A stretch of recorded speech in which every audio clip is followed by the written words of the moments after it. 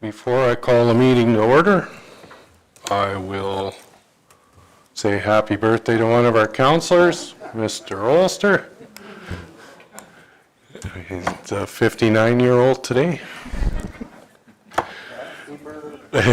And and then I'll say an early birthday to Leslie Ann, that's 29 tomorrow.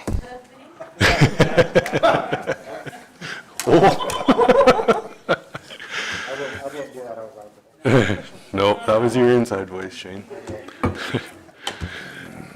Happy birthday, boys and girls. Thank you. Call the meeting to order. The agenda, any additions or deletions? You're good? Okay. Tarlin? Mr. Chairman, under in closed session, so that'd be 11.2, the West Urban Lands.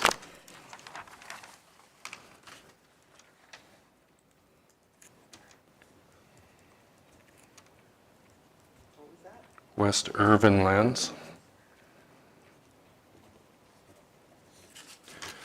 Okay, anything else? Not seeing any. Michelle's moving the agenda with the addition. Vote.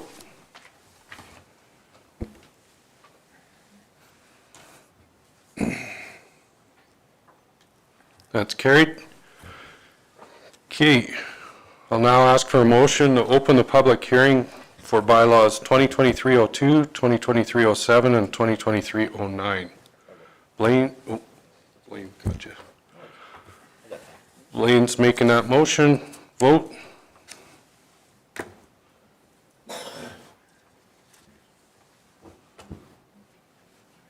That's carried.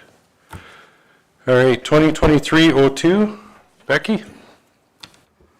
Thank you, Mr. Chairman. So bylaw 2023-02 land use amendment. This is David Herringer and Patty Price have submitted application 23A01 to reclassify a 2.83 hectare or 7-acre parcel from Agricultural District 2 to Country Residential District 2. The existing title is 7.6 hectares or 18.74 acres in size. The property is located within the Northwest 21-12-7 west of the 4th. If the land use amendment is approved, then the applicant's intent is to apply to the Municipal Planning Commission for subdivision approval to create a separate title for a family member. The property is located along Range Road 74, approximately 14.5 kilometers north of Seven Persons and 1.6 kilometers west of Highway 523. There is an existing yard site situated to the north of the proposed reclassification area where the applicant currently resides. Both the existing yard site and the proposed reclassification area currently gain access from Range Road 74. There are no oil or gas wells in proximity to the proposed reclassification area. There is an existing confined feeding operation located immediately to the south of the proposed reclassification area. The NRCB requires that the operator of the feedlot maintain a 394-meter distance between any permitted manure storage area and the wall of the nearest residence. The current distance between the closest fence of the feedlot to the property line of the proposed reclassification area is approximately 404 meters. The proposed parcel is located outside of the Tri-Area Intermunicipal Development Plan. The land use amendment application as proposed complies with section 4.1.23 of the Municipal Development Plan.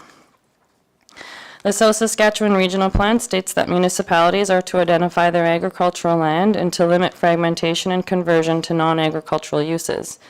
Under the implementation section of the plan, section 5, efficient use of land, it states that the land use framework promotes approaches to reduce the amount of land that is taken up by permanent or long-term development by utilizing the minimum amount of land necessary.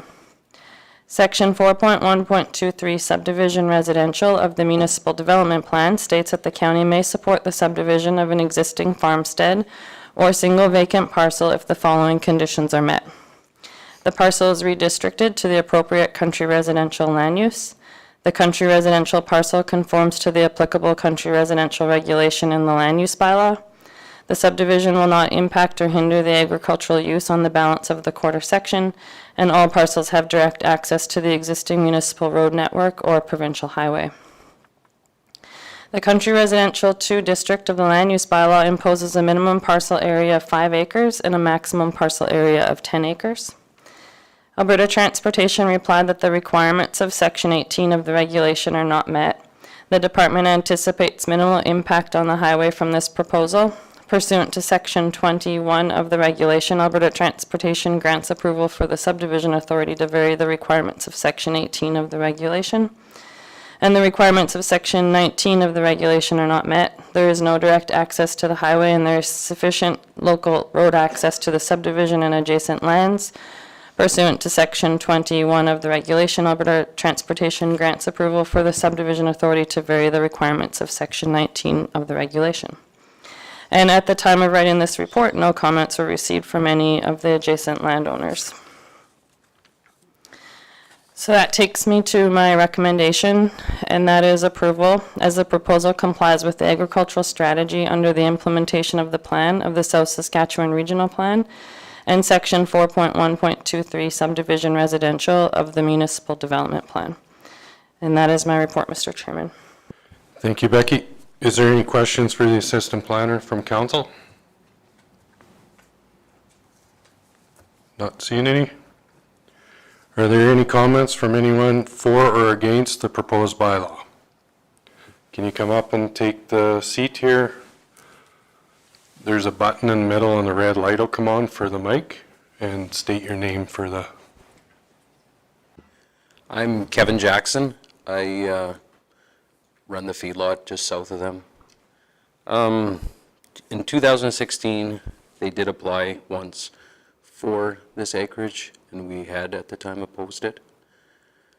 I do oppose it again. It's just, it's too close to the feedlot. If they did put the acreage in, I have talked to the NRCP, I would have to have a written letter from them or from the acreage then to Evergrow. So I just, at the moment, I do not agree with it becoming an acreage. Okay. Any questions? Or Dustin? Maybe you can explain a little bit about the sliding scale that the NRCB uses for offset distances when it comes to feedlot expansion.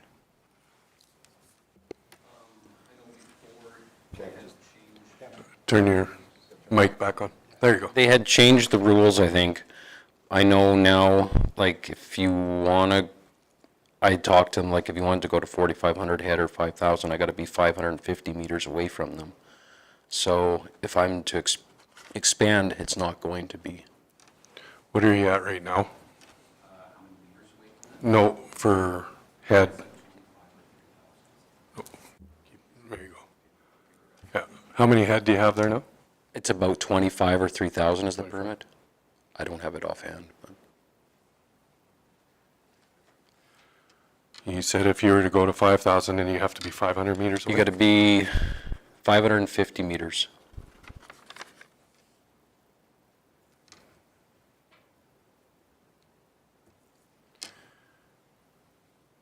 Blaine, you have a question? So your existing one, is it close to the, like, it's in the 400 right now, like, it's to the north of that quarter? To the south. It's to the south of that quarter? Yeah. But it's butted right up there, it's only 400 off of there right now, is what you're saying?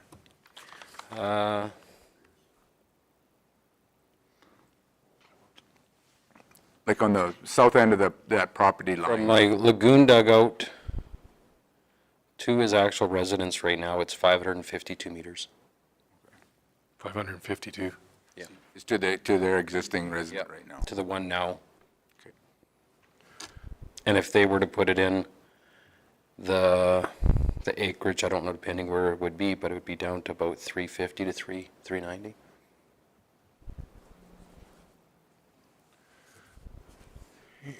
Shane? Yeah, I understand where Kevin's coming from. I mean, we're talking about always develop more agribusiness in our area. Feeding is one. We used to have a lot of feedlots, and they've slowly disappeared, and it's nice to see some of them coming back. And No, we have to have a good look at this because, we don't want to tie an existing guy's hands that he can't expand. Yeah. Okay, Michelle? I do have a little bit of a concern with this if it's a family member that they're building, sorry. Okay, but do you have any questions? We'll debate this when we go into the, okay. Anybody else have any questions for the gentleman opposed? I'm just wondering, when are you planning on expanding?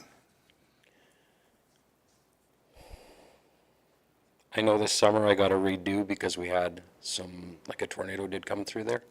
So we were gonna redo part of it, like where the existing pens are, because they got all tore down.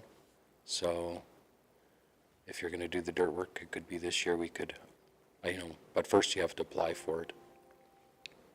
But it's just, if it goes through, the problem is then you can't do anything in the future, But you don't have plans right now, excuse me, to I haven't expand in the next filed any 5 years or paperwork. something? What was that? What I'm saying is you don't have plans right now to expand in the next 5 years or so. Yeah, in the next 5 years, yes. Yeah. Okay, any other questions? Thank you very much. Is there anybody else opposed or for the application?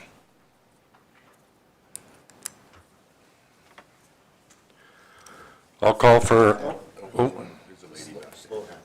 didn't see her. Sorry. You're hiding behind that chair on me. I couldn't quite see it. Just state your name for the, Sure. Hi, I'm Patty Price, and my husband Dave Herringer. So we're the ones that put in the application. A few things, I guess. We've lived there for 21 years. There's never been any expansion of that feedlot in that time frame. We are aware that they need to come to us to ask for the ability to expand. That's the information, anyway, that I received from the NRCB. And we've had conversations with Kevin about what that may look like, whether there's possibility to put some type of restrictive covenant on my daughter, if my daughter gets this, and this is her land title, to put something on that that allows for a certain percentage of increase, to whatever we kind of agree to, that would always be carried with that land title. So we're aware of that as a possibility and having conversations with Kevin about that. And I mean, other than that, this is for a family member. We've waited a long time to try and do this again because I don't feel we really had a clear answer, 7 years ago about why it was refused. And I guess, we're ticking the boxes, we feel, of what's in the bylaws for us being allowed to do this. And we've been an excellent neighbor to the Jacksons. We've never, ever complained about their operation. My daughter knows exactly what's going to happen if she moves out here. And she knows what she's going to be living next to. She's making a very informed decision. Anything? Yeah, actually, our daughter, she spent most of her youth on our property, and she knows exactly what to expect. The smells, whatever, the vehicle traffic, she's perfectly fine with all that, so. Yeah.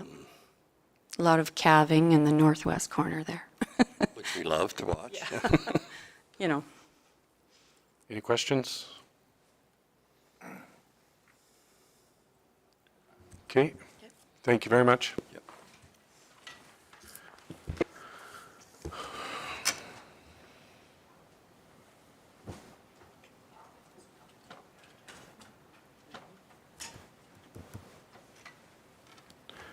Okay, I'll now ask for any final submissions for those who feel they have not had any opportunity to fully participate in the public hearing. Not seeing any. This public hearing for bylaw 2023-02 is concluded. There will be no further submissions will be accepted. Bylaw 2023-07, Becky? Thank you, Mr. Chairman. Bylaw 2023-07 Land Use Amendment. Kip Weiss has submitted application 23/A02 to reclassify a 34.79 hectares or 85.97 acre parcel from Agricultural IDP District 1 to Highway Commercial District. The property is located within Southwest 6-12-5 west of the 4th. If the land use amendment is approved, then the applicant's intent is to apply to the Municipal Planning Commission for approval to subdivide the parcel from the remainder of the agricultural title. The existing title is 38.6 hectares or 95.43 acres in size. The property is located along Township Road 120, approximately 2.8 kilometers south of the city of Medicine Hat. The proposed reclassification area currently gains direct and immediate access from Township Road 120.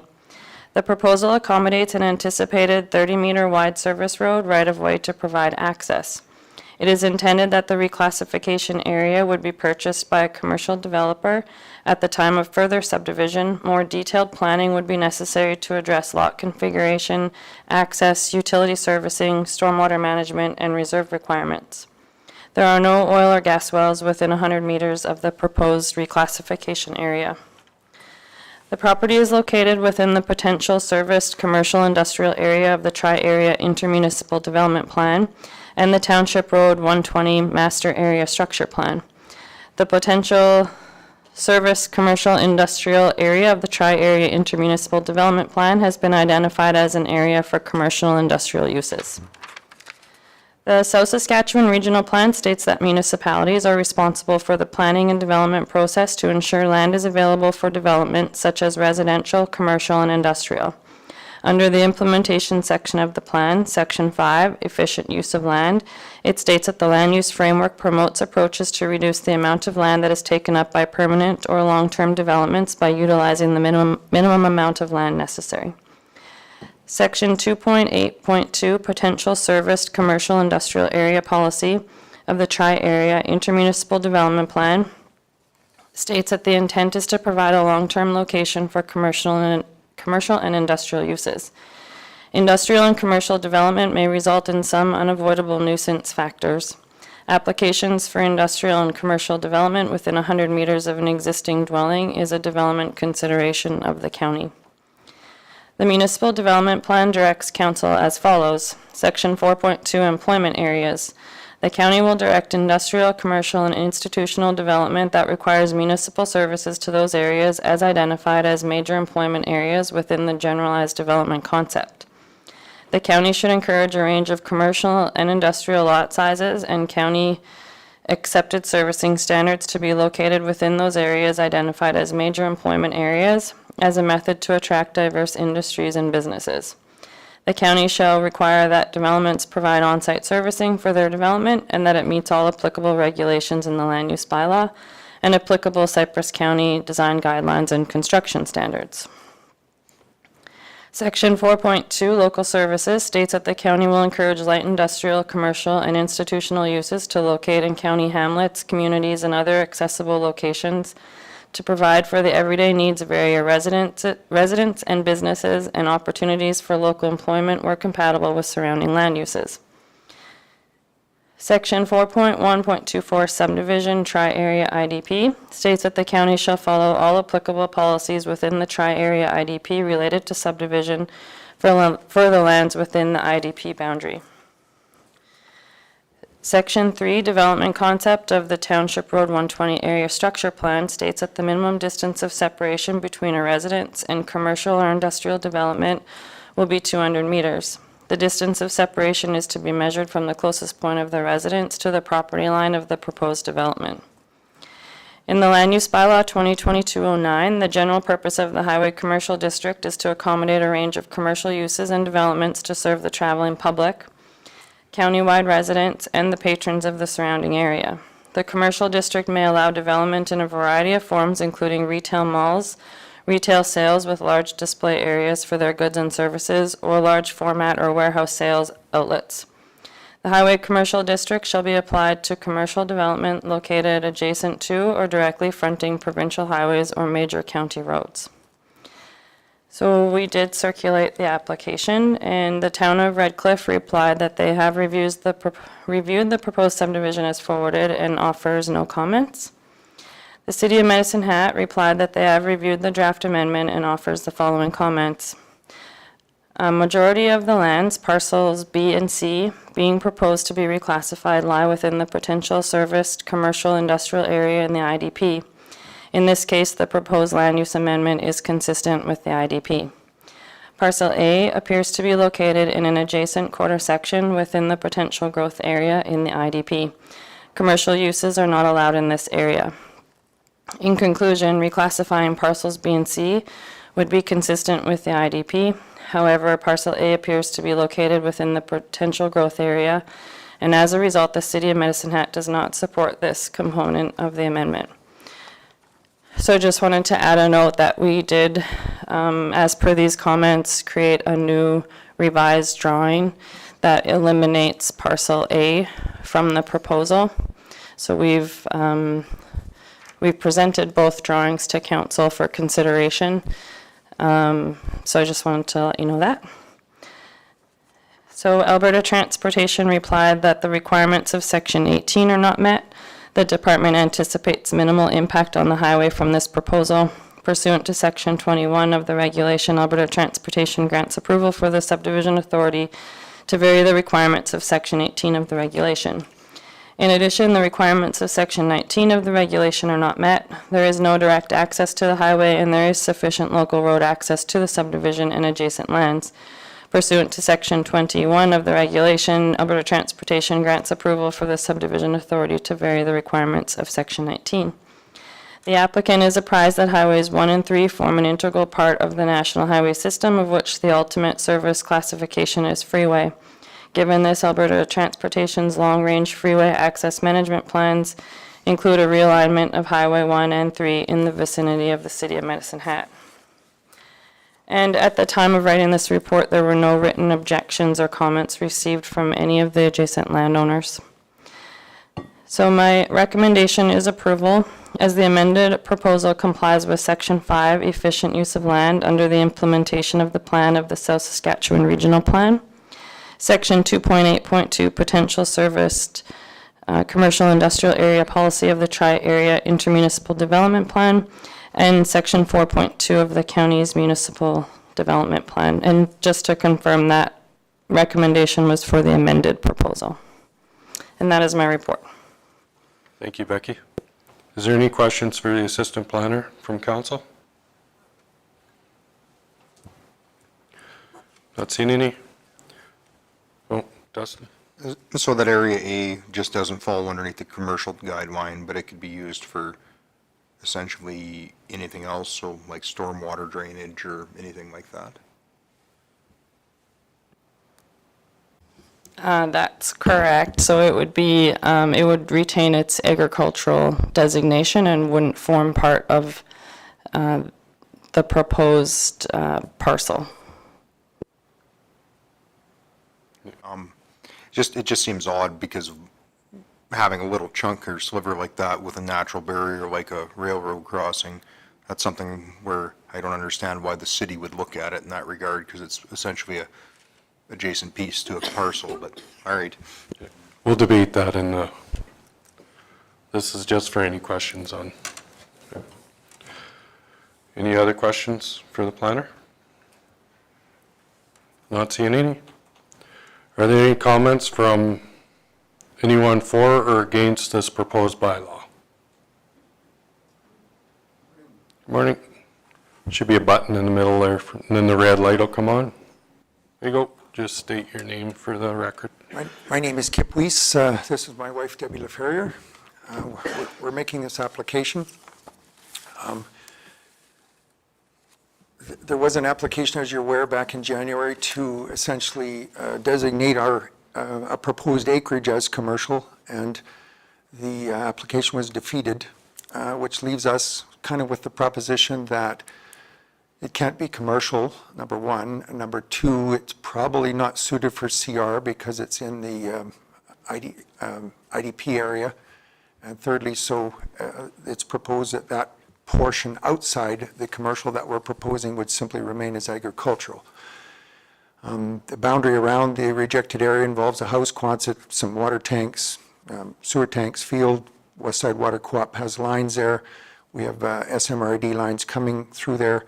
We will, if this application was approved, we will need a blanket easement across the commercial land, a portion of it, for the geothermal lines extending to the north and for the SMRD supply lines to the south.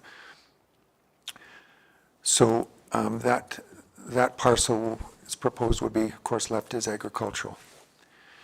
The proposal involves 92 acres with intent to designate an access road in the prior commercial subdivision. So in the subdivision that was created in approximately 2014, we developed a bulb and a turnaround and about a 30-meter easement to circle through there.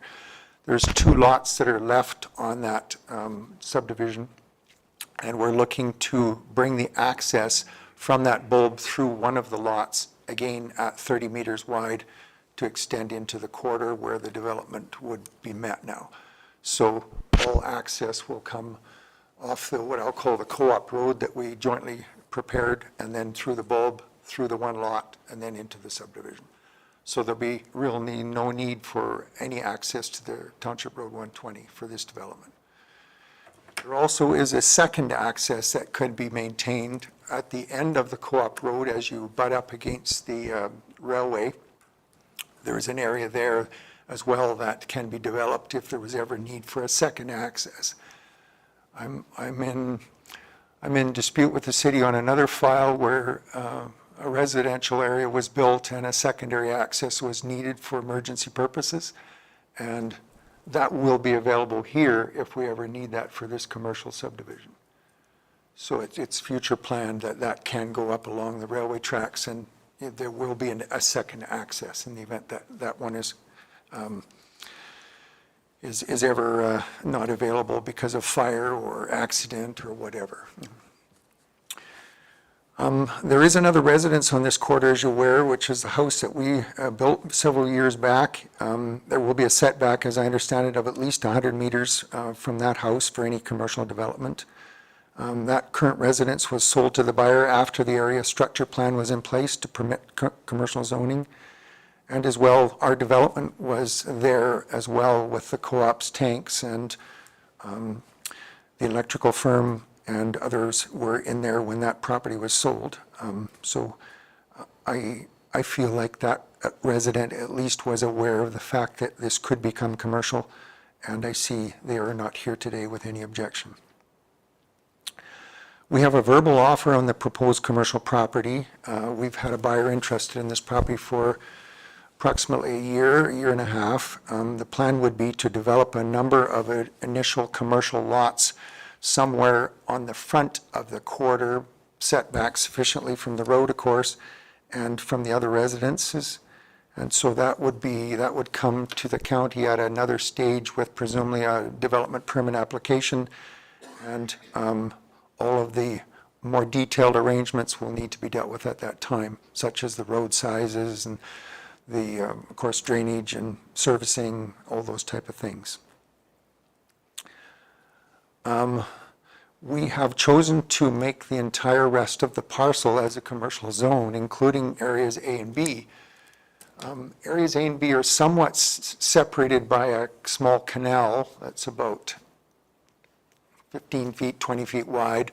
It runs continuously, but it's not something that necessarily would prevent those parcels A and B from being used for commercial, because a simple culvert and a bridge in that manner could gain access to them very easily. So the buyer would like to have the maximum amount of commercial land available. It'll be probably years before it's fully developed, but the development would start presumably within the next year or two if we're able to conclude this deal.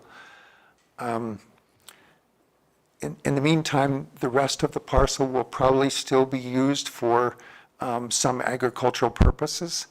The party is talking about perhaps some vegetable cropping going in there and so on. There is possibility of getting some at least temporary water to that area from SMRD. There's lines that go from the south end of the quarter to the north end, so there's a 6-inch line that already services that area. So that is quite a possibility until full development occurs. Now, let's talk about the 2.5 acres from the city and their objection. We're going to have to project ourselves out 30, 50, 70 years and try and decide what the city would do with this little sliver of land that's across the tracks from the city itself. And in my view, the city would simply want that area, if they insisted upon it, to not have permanent development on there. Permanent development means a foundation with buildings and so on. But my view is that there could be many other uses for that land in the meantime, including commercial, and that is there could be a tent Quonset arranged there. There could be storage there. There could be a business run there. And at some point, the county will have to determine whether you were prepared to permit that by way of development permit or not. But I see it being somewhat incongruous to have a little tiny ag parcel there and then a slightly larger commercial parcel there. You're splitting the use of those two properties, and I think it's going to create more problems than it solves. My suggestion is that we either go all ag on that A and B, or we go all commercial on that A and B. And I would suggest it can be commercial. And again, development can be limited so that the city would one day, if they ever wish to expand there, have a bare land, because the county could refuse any development permits for anything permanent on that portion, that being lot number A on the north side. So there's several options to leave them both as commercial. I suggest that's best. Leave them as agricultural, both. We're sort of splitting sort of uses at that point, and it would be possibly an area where we'd need to develop another access, which could be available along the CP rail tracks. And the least favorable, in my opinion, would be to split that into an ag parcel for A, commercial parcel for B, and then try and somehow work together in future with the landlocked parcel A. So I think we have options there. The key is that perhaps there's never any actual permanent development on parcel A. It would be simply used for storage or a temporary Quonset, those type of things that could be removed. So just to summarize, my view is we have access to the existing road off the Township Run 120 with no further lane turnouts needed. That seems to be well in order. We also have a secondary access for emergency if needed. We have services available. I do believe that SMRD will grant additional water, just as they have originally for the first development that we proceeded with some years back. And we do have that infrastructure to the quarter. There's a 10-inch line that runs across the whole south end of that quarter, and then a 6-inch line that heads north. So there is water available there. I suggest the area is appropriate for other businesses. That area is starting to flesh out now with other businesses that are coming in. The co-op has brought, of course, another segment of their business just a short distance away with the fertilizer plant and so on. So it seems to be a good area to have businesses develop. I would suggest that it meets the Township 120 area structure plan for future development, and that the county will always have control of what happens there by virtue of the future development permits that will either be granted or not, depending on the application that's brought forward. Those are my submissions. Thank you. Okay, thank you. Robin, do you have a question for? I do. Thank you, Mr. Weiss. With regards to Section A, as you were talking, I just wanted to clarify one thing so that we're on the same page as well, is if that Section A stays as ag, a development permit actually still can be granted as a farm subsidiary, and that would be managed through the Municipal Planning Commission. It may simplify moving this specific piece forward by not having it zoned as commercial.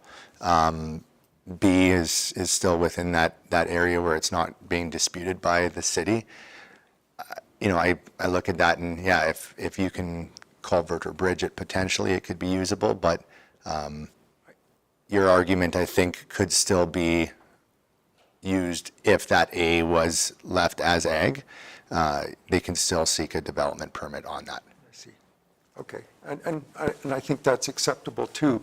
We're just splitting uses one next to the other, and we would need to develop another access for A perhaps, because it's kind of landlocked to the east, but there is an access available down the railway track, which could also serve as your emergency access. So yes, it is possible to do that. Thank you. Is there any other questions? Okay, not seeing any other questions. Thank you very much. Thank you.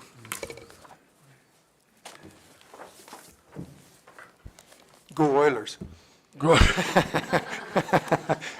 guys look pretty perky for the late night game last night. Thank you. I will now call for any final submissions for those who feel they have not had the opportunity to fully participate in the public hearing. Yep. Come in and there's a button, or you can take the one beside you that's on. Here, I'll get that for you. Oh, thank you. Hi, I'm Alain Vachon. I live in that house on 120 that they plan to build behind. I'm a city boy. I'm from Montreal, if you can.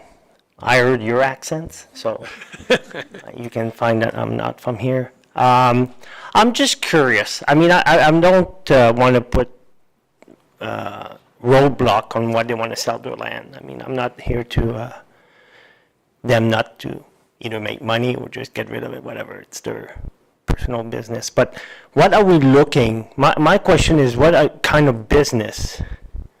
Understanding the contractor will buy it, whoever. But what's the, what kind of business they can put there, right? That's are they gonna bring noise, like a manufacturer that makes noise 24/7? For what I read, you'll decide anyway if the company is allowed to be there, right? So I'm just curious, maybe I'm the wrong place. Maybe I should go offline one day and just come in and someone can explain to me exactly how it works. But I'm just curious with what company or businesses, I should say, would be allowed there. Okay, so it's hard to say because we don't know who's going to apply, but when a business comes in, they apply, and then it comes to MPC if it's not a permitted use. There are setbacks that have to be followed for the businesses. But when that comes in, then there's a time at that point of time that you can dispute a business being behind you, and that's when all that'll take place. Becky, do you want to fill in on that, or? Yeah, I can elaborate a little bit. So the highway commercial district that they are applying for has a pretty wide range of uses that could go into that property. So of course we don't know that until it's bought and applied for. So like Reeve Hamilton has suggested, when that time comes and those are applied for, you have the opportunity to appeal them in some cases. So I'd be happy to send you the regulations after the meeting that would go over the uses that would be allowed on that type of property if it's approved, if it would be sufficient for you. Yeah, that would be great. Thank you. Sorry to taking your time. I'm just a curious person. That's what we're here for. Thank you very what much. hearing's for. Okay, thank you. Is there anybody else?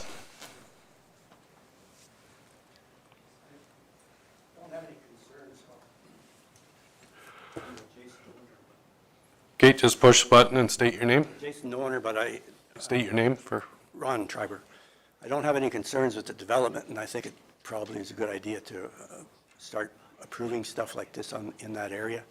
I know you have that whole 120 laid out for commercial property, and that all makes sense. Even the fellow that's beside us, I think he will do well. His property will become commercial. My concern is fairly immediate, and what it is you're pouring all that traffic through the one intersection. It's already a little bit congested out there, and you have done a pretty good job on improving the intersections. You've gone along and probably about 5 miles of that, you've made the intersections bigger, but I don't think that intersection is big enough for what you're proposing. And so I would like you to consider, if you're going to approve this commercial property, to immediately start working on a road improvement on that intersection. I think they go hand in hand. I don't want to get caught later on down the road, driving up and down the road and saying that I should have said something earlier. It's already pretty congested. You've got the fertilizer plant that's just starting. You've got ag. You've got co-op. There's 4 lots that he's developing now, and this brand new section's all going through that intersection. I think that's way too much traffic. So if you want to approve it, I think you better start working on a road plan for that. That's my only concern. Let's not get behind the 8 ball on this road. You know, it's busy. It's not wide enough to begin with. We've already run over one lawyer, so one of his friends. So, anyways, let's work on that. Okay, any other? You have a follow-up?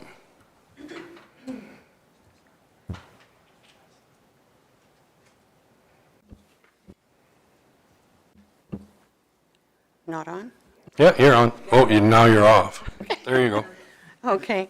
I just want to make a comment on the fact that we cannot know. I mean, there's been multiple changes in the last 20 years. We cannot know what is going forward. There may be one business that goes in there. We cannot, on conjecture, believe that there's going to be problems going forward. I mean, we've seen that there's been solar panel contracts offered for that area, which would bring essentially no traffic. So I guess my main point is that all future development, again, will be dealt with as it happens, and we need to decide on best for what's for the area right now. I think you've done extensive road improvement, and it certainly has the capability of going forward to a great degree. This is not a large area, and it will not hold a multiple of businesses, I'm sure. So just my comment. Thank you. Yeah. Traffic assessments will be done when people apply for what's going in there. Is there any other questions? Everybody feels they've been heard? The public hearing for bylaw 2023-07 is concluded. There will be no other submissions accepted. All right, bylaw 2023. Are you good to go, or do you want to take a minute? We'll take a 2-minute break before we get to the next one. Well, everybody's got to be here, otherwise you can't vote. Yeah, no.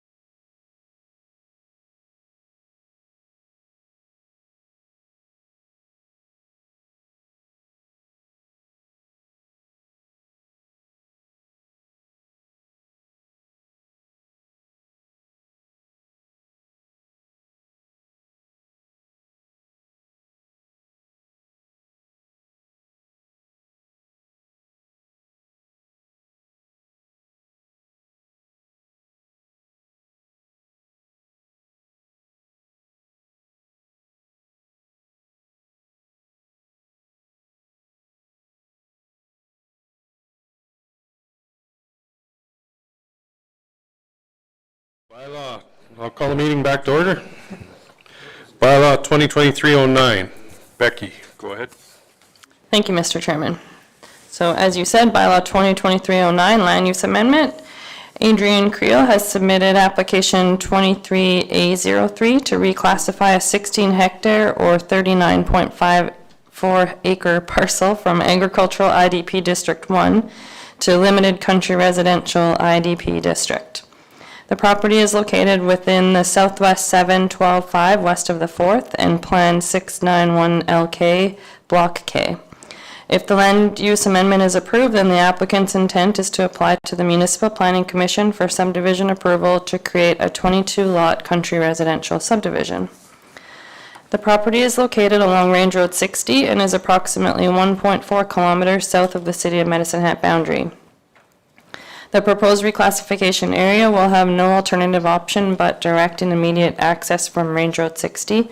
The proposed reclassification area contains an existing residence and yard and is currently under wheel move irrigation. There are no oil or gas wells in proximity to the proposed reclassification area. The intent is that a paved internal service road would be constructed by the developer to provide access to each of the proposed lots. The developer intends to build green with an off-the-grid, self-sustaining development consisting of private on-site water via cisterns and sewage disposal, septic tanks and fields, solar and geothermal with a community all-season greenhouse and dugout for irrigation purposes. Further detailed planning concerning access, utility servicing, and stormwater management would be considered as part of a subdivision approval process by the Municipal Planning Commission. The proposed parcel is located within the potential growth area of the Tri-Area Intermunicipal Development Plan. The land use amendment application as proposed does not comply with the policy area intent of the potential growth area. The South Saskatchewan Regional Plan states that municipalities are to identify their agricultural lands and to limit their fragmentation and conversion to non-agricultural uses. Under the implementation section of the plan, section 5, efficient use of land, it states that the land use framework promotes approaches to reduce the amount of land that is taken up by permanent or long-term developments by utilizing the minimum amount of land necessary. The Tri-Area Intermunicipal Development Plan directs council as follows. Section 2.6, Potential Growth Area, states that the county wishes to retain the rural nature of its ratepayers and believes that service residential development outside existing hamlet boundaries becomes more costly and difficult to administer and maintain. The county has a limited capacity to provide an urban level of water and sewer services to the IDP area and its other hamlets. The city has made long-term servicing decisions establishing an internal trunk servicing pattern that is intended to service future city development in accordance with its municipal development plan. The IDP recognizes that it is in the interests of both the city and the county to retain large parcel sizes for agricultural purposes.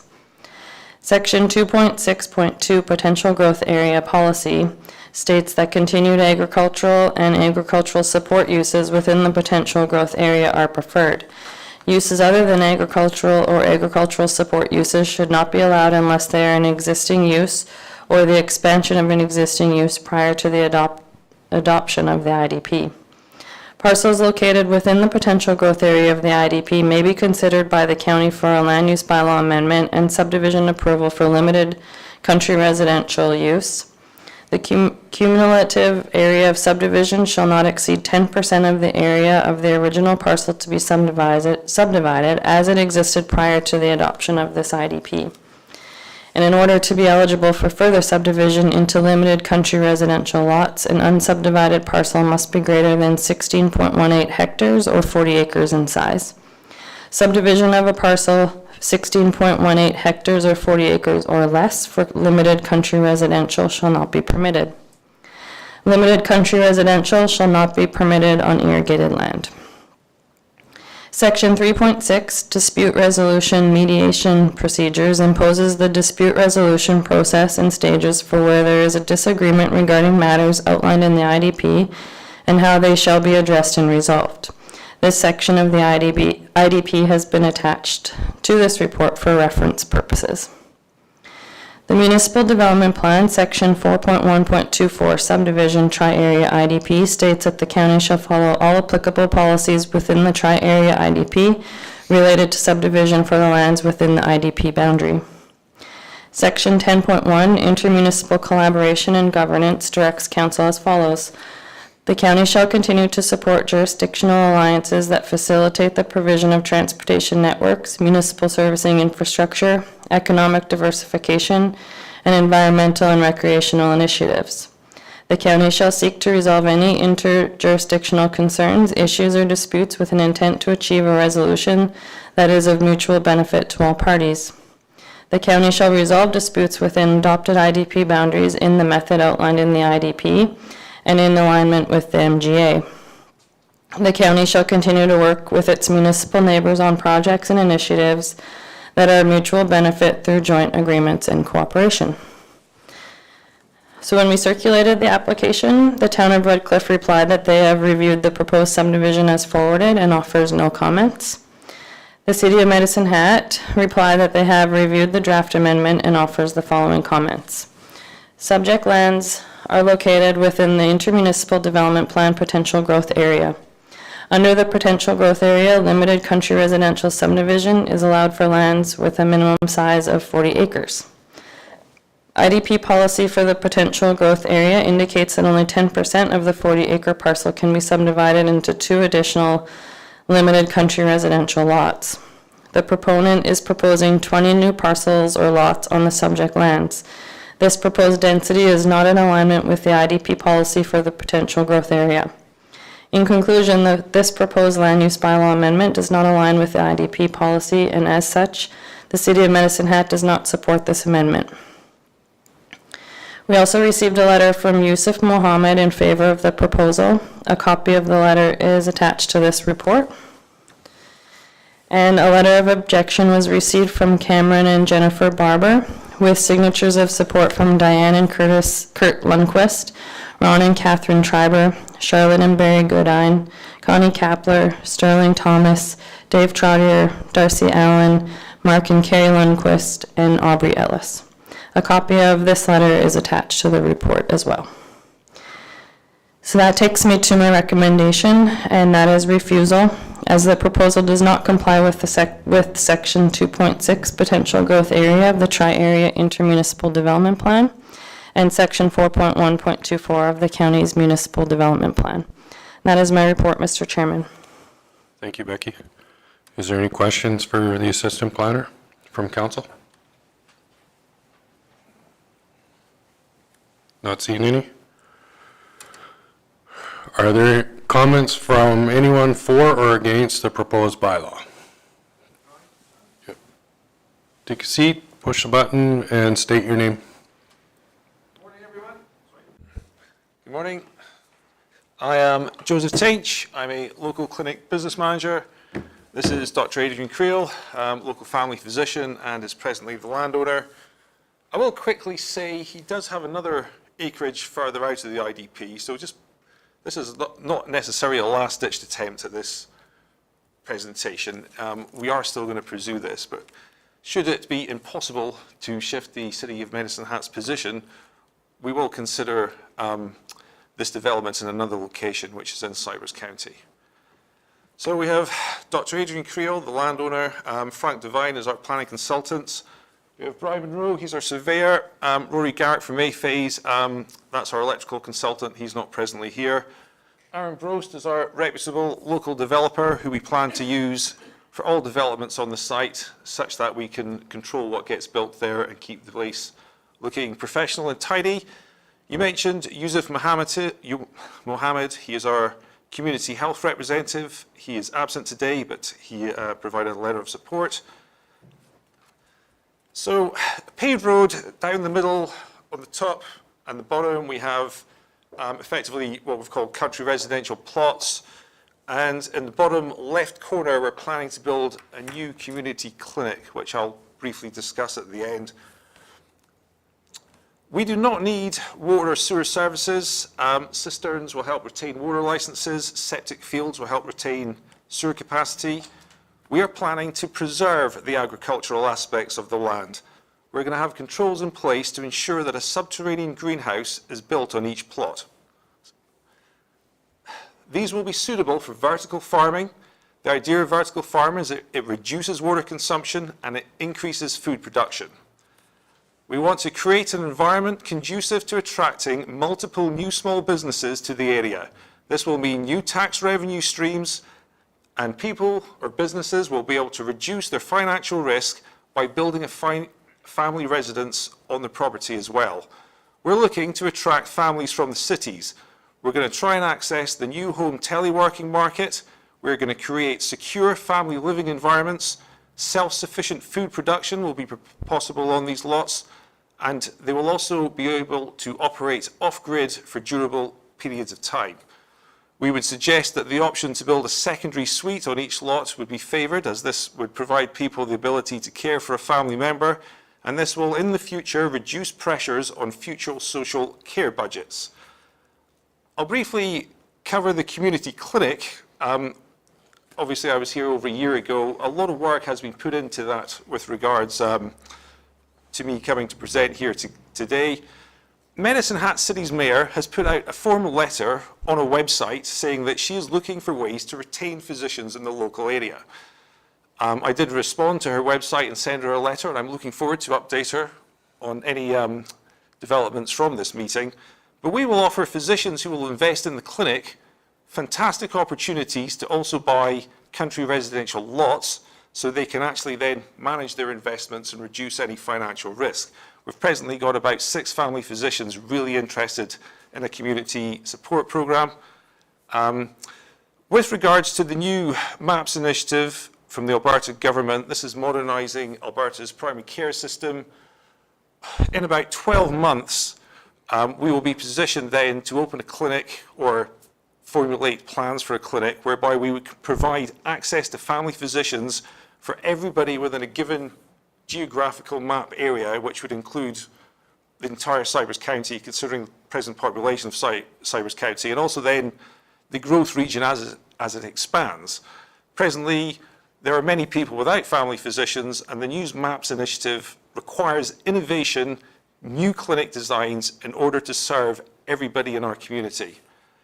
I would like to finish by saying that 1.5 acres country residential is actually not required, although we would happily accept it if it was offered.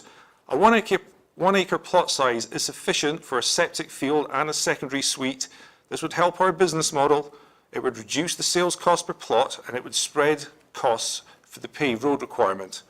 I understand this is not a standard land use amendment, and there are many hurdles in front of us all.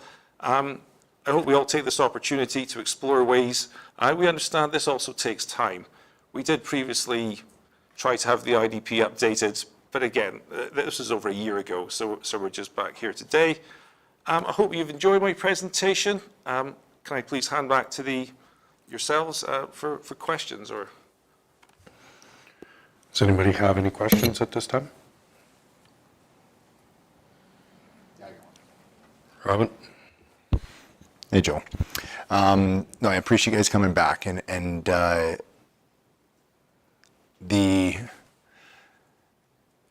letter that we received with the amount of people in that area that have concerns, right? It does raise a bit of a concern, and one of the as I'm listening to you talk, it's very much a hamlet type of layout within an area that is trying to be very focused on not having densification. And so I'm just recognizing location where this is and how that works. What has your engagement been with the neighbors with regards to this? Because, you know, we have had a lot of time, but when I look at the letters submitted, I understand that those that are looking at it from kind of a vision side, but those that are also having to accept it locally, what's being asked, what does that look like on the ground? To be honest, we have not talked to the neighbors because I know they're all against it. But in my view, it's very short-sighted because the property is so close to City of Medicine Hat that concerns about densification is actually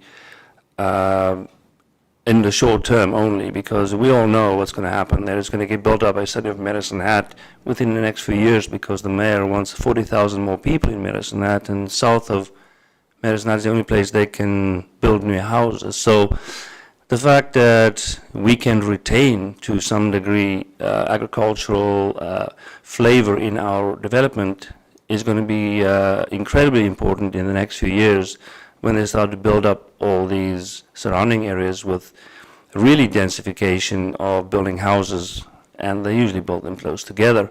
So in the end, the acreage will actually be more like a oasis for people rather than causing issues. There's no way you're going to be maintaining agricultural use of these lands that are so close to the city, and they're going to require that land to put all these people they're trying to elicit to Medicine Hat. So I understand in the short term, I totally understand how they feel, and I to some degree agree with them, because my dad lives on my acreage there. He's not very happy with me looking into developing this, because, you know, he thinks that it's going to affect things adversely. So I'm not trying to convince my neighbors that what we're trying to do here is going to suddenly change their lives for the better. What I'm saying is that what we're proposing is a very good development, and regardless of what we do on our land, what's going to happen in development of the whole area and the IDP and run by the city, and what they want to do is that everybody's going to be affected by it, and they're not going to have any control over what the city wants to do in the end. So for what we want to do is we want to get ahead of the plan here. We want to have a development where we can control what we develop, rather than sitting and waiting until the city decides what they want to do, and then we have no choice, because then it's part of a development area. We have a very, very good plan. We've submitted it to the Premier of Alberta. We've submitted to the actual new Mayor of Medicine Hat. They all gave us the thumbs up. It is a very green project with off-the-grid planning. It doesn't put any extensive concerns on the county for services, because most of the service is off-the-grid services. And furthermore, it will provide places for new people to move to Medicine Hat, and a lot of people from cities especially looking for acreages. So we can elicit or we can attract new people to Medicine Hat, which apparently the city is trying to do. We will have a large green area. We will have the ability to produce food winter and summer with subterranean greenhouses. And we just feel that we are going to get a very structured, beautiful environment in our development in an area that is going to be turned into city development in the next few years anyway. Thank you. I think it's a very valid point, the neighbours saying, you know, this is in our backyard. I can understand every concern which these people have. To me, there's give and take. We're going full force to try and build a community clinic here. It's great. Everybody's got family physicians. Lots of people move to the area. They don't have. You know, if you want to have access to a family physician every day of the year, this is the sort of thing you have to give to get. That's my point. Yep.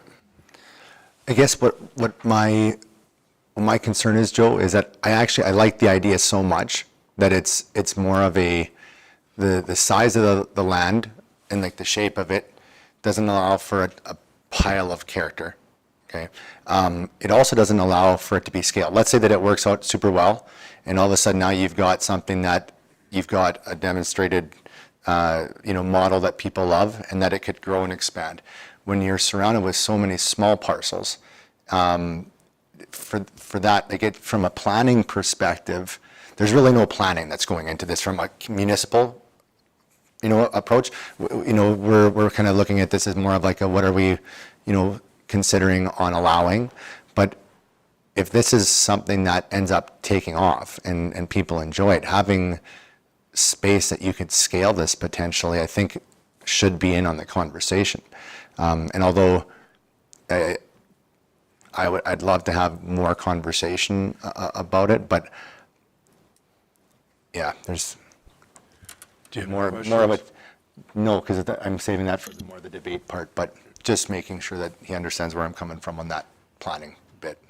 I think what you're talking about was one of the fundamental aspects of the base design, which is being able to grow all year round. I'm trying to create an environment where people can live self-sufficiently if they want to. You're going to have the facilities to be able to grow and feed your family should there be something like COVID come around again and there be supply issues at the local supermarket. There's also the opportunity for small businesses to grow perhaps, you know, Siberian tomatoes or, you know, Chilean chilies or whatever. You know, that's part of the argument. The fact we're trying to get off-grid with on-grid backup is another part of the scalability, because let's say you've got 3 acres over there, you've got 4 over there, bits of land you can't ever use for really much anything. This could work, and this could create people coming to Medicine Hat. We've got the sun, we've got the land, we've got these acreages dotted around everywhere. If you can get it to work for Canada, which has got so much land, it could really take off. But I'm not there. This is our starting point. You know, will it work? I think it will. You know, I can't guarantee anything at this point. Thank you. I don't think it's a bad idea. You just picked an area that has multiple issues with to start out. That's Yeah, the I only mean, downfall. I'm here today with the same argument. We're probably going to try a similar land use amendment with Adrian's 120 acres, which is, I won't deal with that today, but I thought I would come here, try one real last go, and then focus my attention somewhere else. Thank you. Can I just say? Sorry. So, I understand that the city said that it doesn't fit their IDP, which is true in the past. We have had some conversations with city officials and planning committees and the mayor, and that is bound to change because they gave us a very supportive answer on our letters, and they feel this is a good idea, and that will reflect fairly soon in their approach. So the fact that they in that letter from the IDP said that they negative towards it, that is, if we talk about the present, that is bound to change because of the positive attitude from people in the development department of the city that we've been speaking to. So just wanted to say that. Is there any other questions? Okay, thank you, gentlemen. Is there anybody else speaking for or against?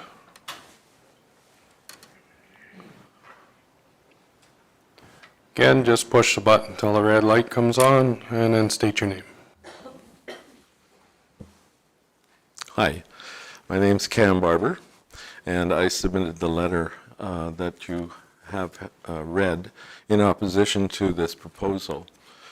And my wife Jennifer and I have been on this acreage now for almost 30 years, and it's a very traditional agricultural type of setup. We've used the pasture areas for forage, for grazing, for horses, cow-calf operations. I tell people it's too big to be an acreage and too small to be a farm, really. But we enjoy being there. We have wonderful neighbors, and I must include Mr. Creel. I know him, and he's an excellent neighbor, as are the ones who co-signed the letter. I guess our major point of objection is a variety of things, and all of you have received the letter that I've attached, and I won't go through the whole letter, but there are all kinds of things that enter into the picture which I don't think have been considered here for such an operation. The people who live in the area are very strongly supportive of a traditional rural agricultural situation. And the fact that they have chosen to be on agricultural land and have never changed their properties to limited country residential is evidence of that, I think. A huge concern of ours is for any subdivision which has a road going east-west and abutting up on Range Road 60 is a major, major traffic concern to me and to a lot of other neighbors. As far as the lot sizes, I find those to be rather, if I were looking for an acreage, that would not be the one I'd be looking for, a 1.5 acres. I'd be wanting something bigger. I realize the people who are proposing this operation have a totally different picture in mind, and I don't totally disagree with that. But I think there are so many things to consider. Traffic is one. A road that would carry school children, snowplows, emergency vehicles, each place having its own septic field, its own water supply, that alone is a huge red flag for me. Anybody who lives in that area will tell you that the water level in that area is fairly high, and if you attempt to dig deeply, you'll notice that you're going to run into a high water table, and several neighbors have already encountered that. As I said, I don't want to read the whole letter, but I mentioned a few things. Frankly, we just feel that this type of a development, and I've had my eyes opened to what that development intends to be, is not going to fit into the rural model that the IDP typically prevails. It is irrigated land, and that alone should be a red flag because the IDP does not allow the subdivision of irrigated land. So without going into a lot of detail, those are our main objections. We have, as I said, the signatures of not all neighbors, but neighbors who are in that immediate vicinity. And without one objection, they all agree that for now, and maybe down the road, things will be different. But for now, we need to maintain the status quo. Any questions that anybody has? Does anybody have any questions? We all read your letter, so we appreciate you putting that in. Not seeing any questions? Thank you very much. Okay. I will now call for any final submissions for those who feel they have not had the opportunity to fully participate in the public hearing. Not seeing anybody. The public hearing for bylaw 2023-09 is concluded and no further submissions will be accepted. I ask for a motion to close the public hearing for bylaws 2023-02, 07, and 09. Robin? Vote.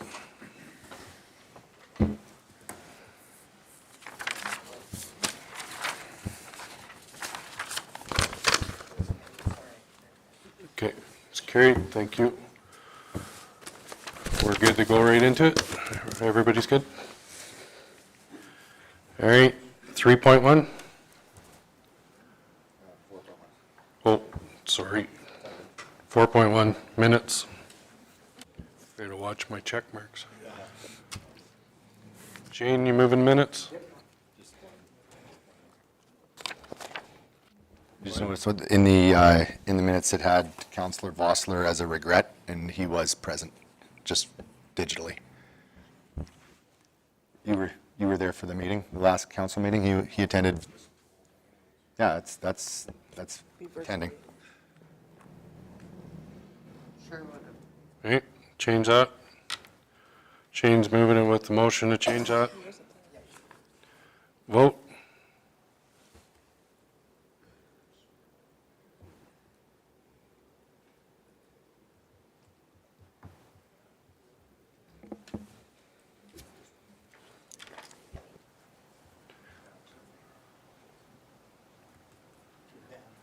That's carried. I just got a question though. If you're part of the council meeting, you should be voting.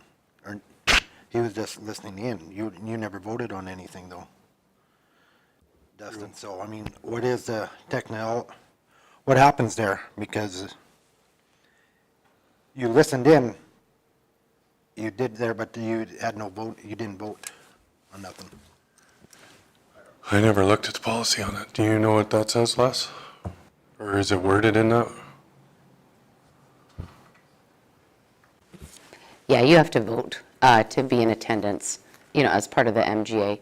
And Councillor Vossler indicated that he wasn't going to be at the meeting, but then he was listening, to keep himself informed. But he told me he wasn't going to be in attendance. Okay, Michelle? This is just a personal thing, but for an MPC meeting, I was not in attendance here, but I watched the whole thing, I listened, but I did not vote, and I didn't get paid for it because I didn't vote, so I wasn't technically present. Okay, Shane, why didn't you say that before we voted?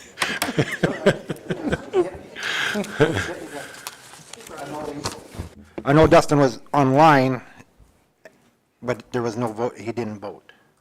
I just wanted to know the rules and regulations there.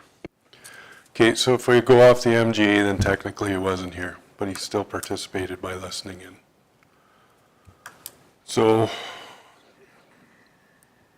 what do we do? Motion to reconsider to go with the original minutes.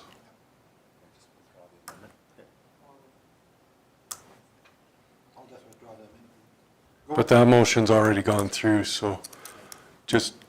Motion to reconsider, we vote to have the reconsideration, we pass that, then we can approve it. Okay, motion for the minutes as presented. That supersedes the last motion, correct? I motion to reconsider. Consider, and then prove that, and then the new motion. Okay.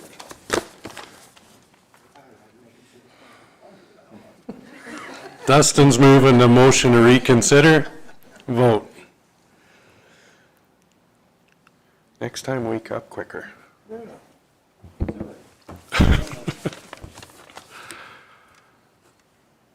Okay, that's carried. Now Shane's making a motion for the minutes as presented. All right, we got this 3 extra votes taken care of. Vote.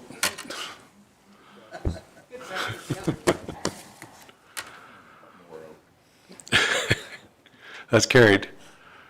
5.1, Terlin. Thank you, Mr. Chairman. There's 2 delegation requests. One is from Apex, the Southeast Alberta's Innovation Network. They would like to come in and present to council and share what their program is about. They are about promoting innovation and entrepreneurship, and our Economic Development and Recreation Coordinator has been working with this group, and they would like to come and just share all the good work that they do. So they would like to come and see you guys in, I think, the first meeting in May. Okay, thank you. Michelle's approving or making that motion. Vote. Oh, I should have asked if there's any questions, but Shane can ask that after he votes. Carried. 5.2, Terlin. Thank you, Mr. Chairman. Medicine Hat Minor Softball, they would like to come at the May 2nd meeting and present a proposal in regards to building ball diamonds in Dunmore. Mr. Want is moving that. Any questions? Vote.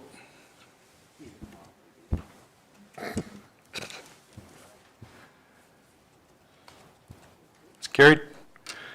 6.1. Thank you, Mr. Chairman. Before you is bylaw 2023-02, land use amendment. The recommended motion is that council move second and third of reading of bylaw 2023-02. Thank you. Somebody's making second.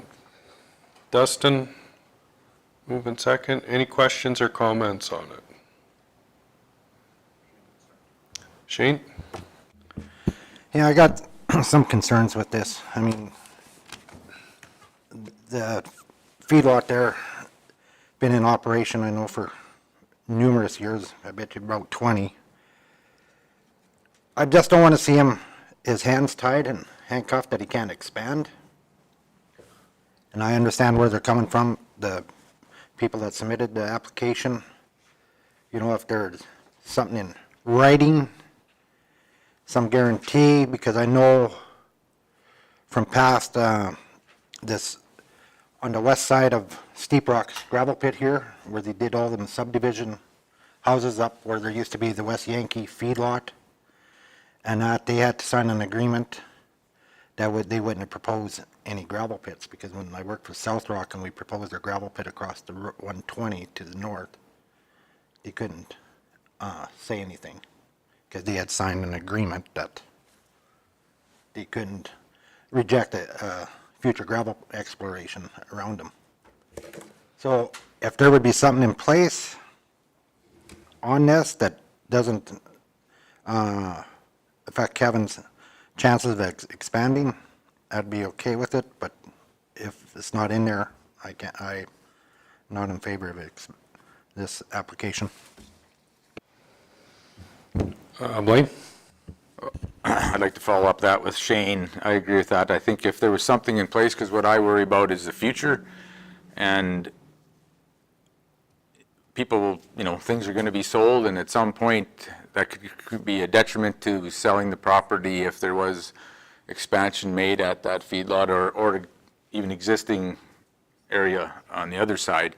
So I think unless there's an agreement along with it, I can't be in for it. Michelle? I have a couple of questions.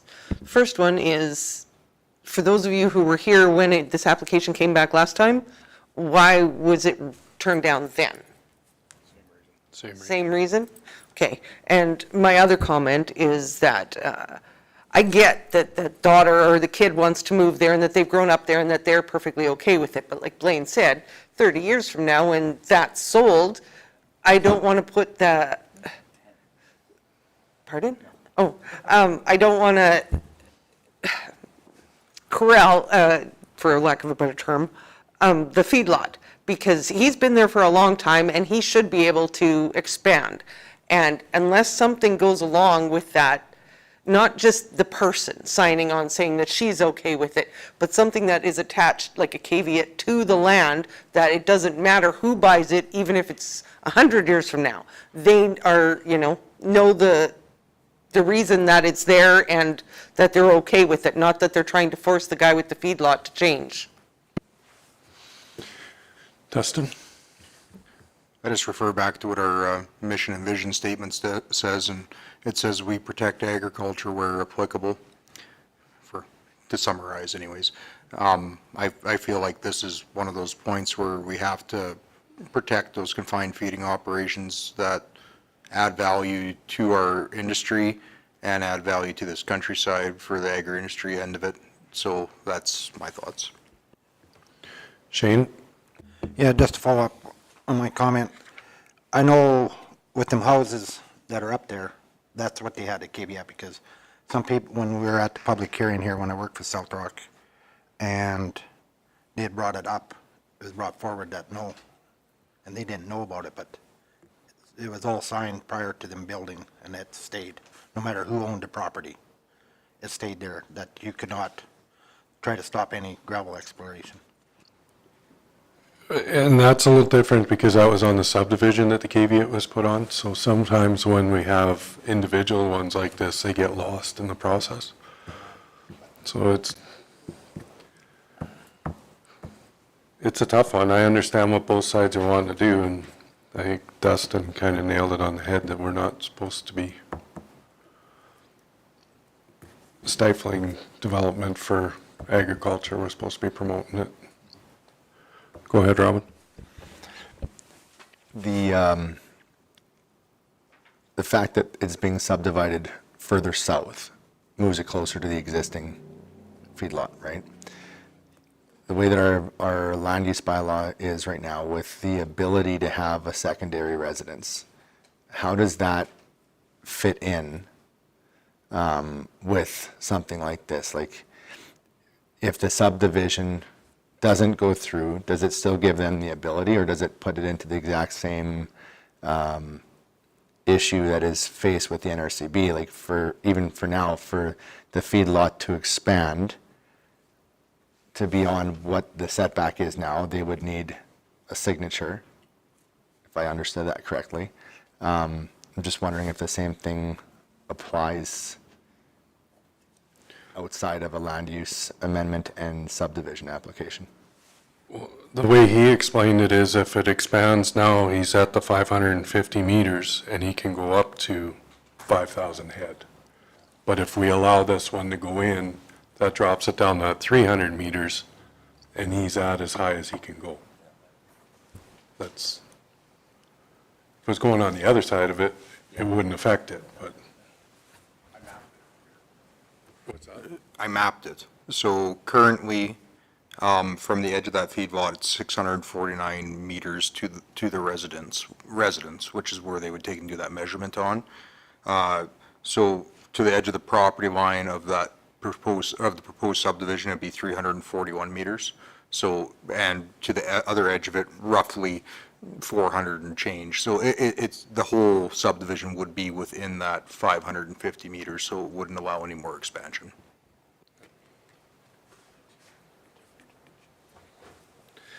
Okay, any other questions on it?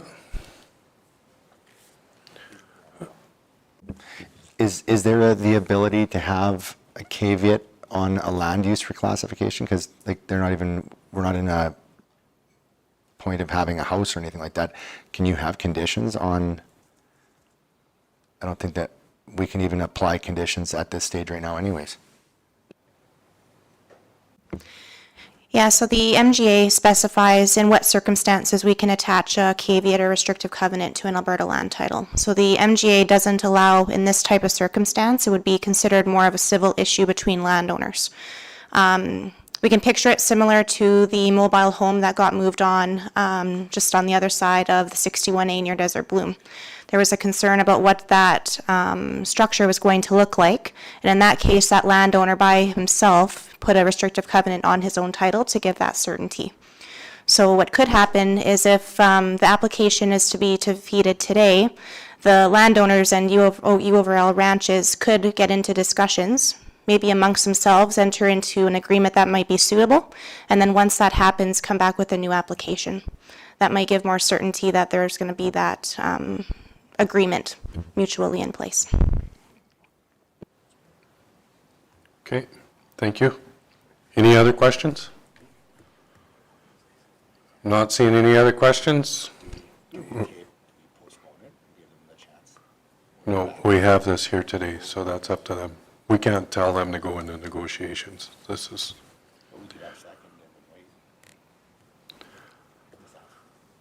I don't think so. I think that's up to them to go into negotiation. Yeah. Okay, so I have a motion for second reading. Any other questions? Vote.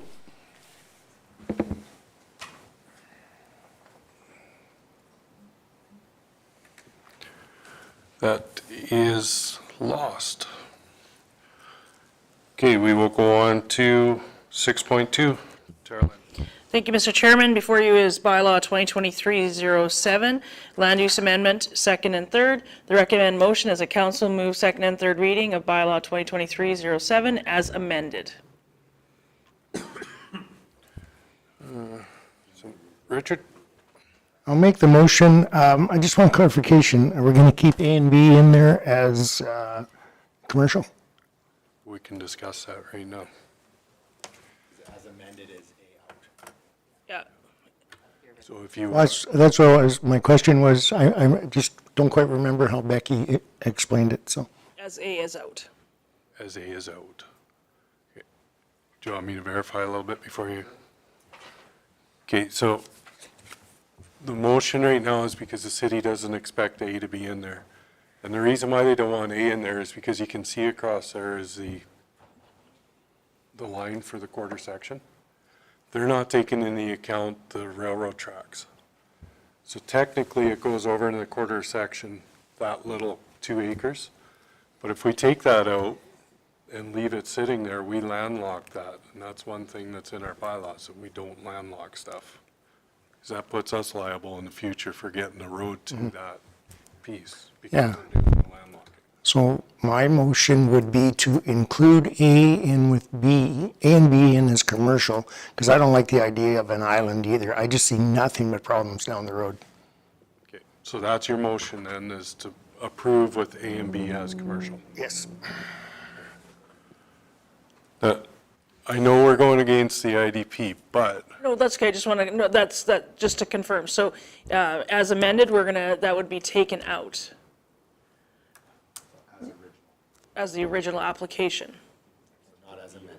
The original application had A and B, correct? yes, So just so it's crystal clear. yeah, clarification. So we're going with the original one had A and B in it. So you're going with the original motion? Okay. Dustin, do you have something?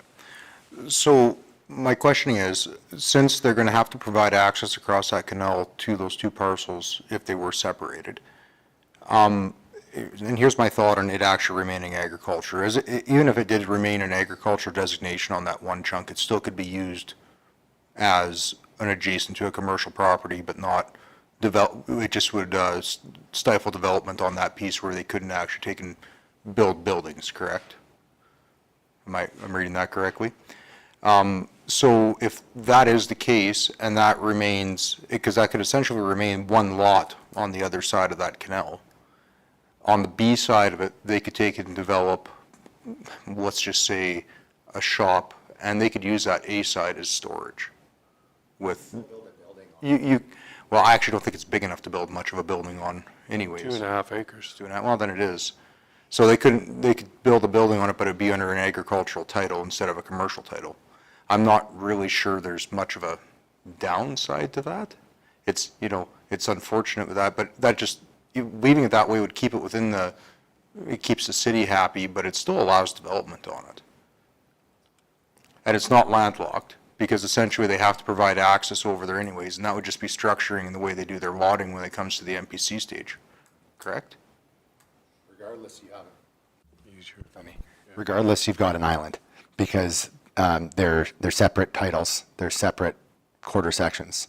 And so they could potentially sell that A separately, and then you have an island anyways. Yeah. Right? And I agree, like it really, the zoning doesn't really impact a lot. If it's C, there's a lot more open, like there's a lot fewer restrictions.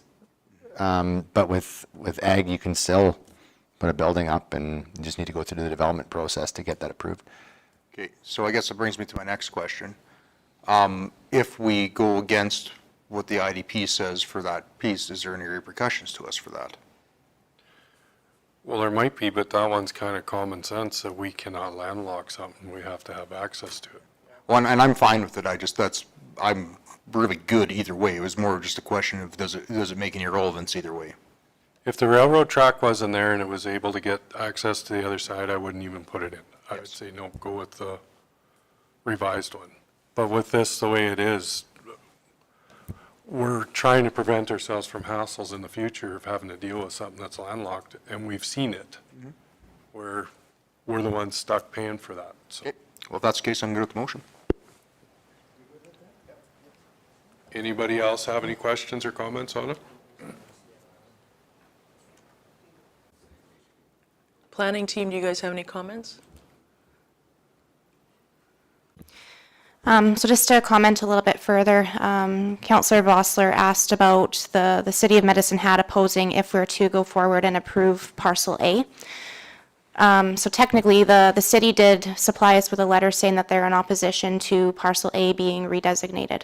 So what could happen is that under the provisions of the dispute resolution under the IDP, within 30 days of today's bylaw passing, if it were to pass, the city could challenge us to the Land and Property Rights Tribunal within 30 days of today. So while it might make sense in terms of the configuration of those lots, there is that legal ability still that the city could oppose it, and we could go down that road that they dispute it. So Becky's recommendation, that it be approved with parcel B and C. As staff, our recommendation has to be strict alignment with the IDP. We don't have the authority to deviate from it. And we would encourage council to approve as amended. We have the ability to go with that. If it wasn't for it being landlocked, like I said, and the possibility of costing us money in the future, I would be honoring the IDP, but I honest to God think Dustin? So if we do approve it in that regard and leave it as one parcel like that, I think we need to write comment back to the city as to why. And say it makes sense because of natural barriers.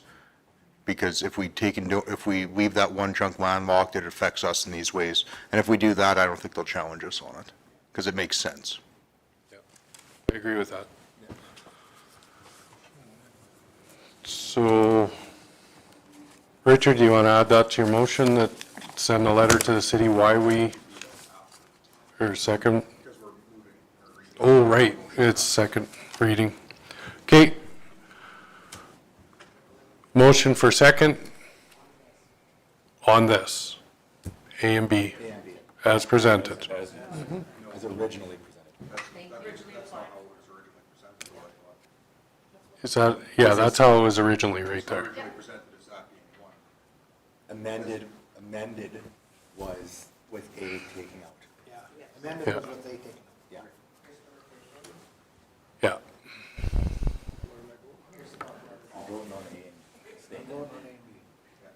What you made the motion for. It's all being zoned commercial, though. Yeah. Yes. Okay. Voting on second. Richard moved it. Vote.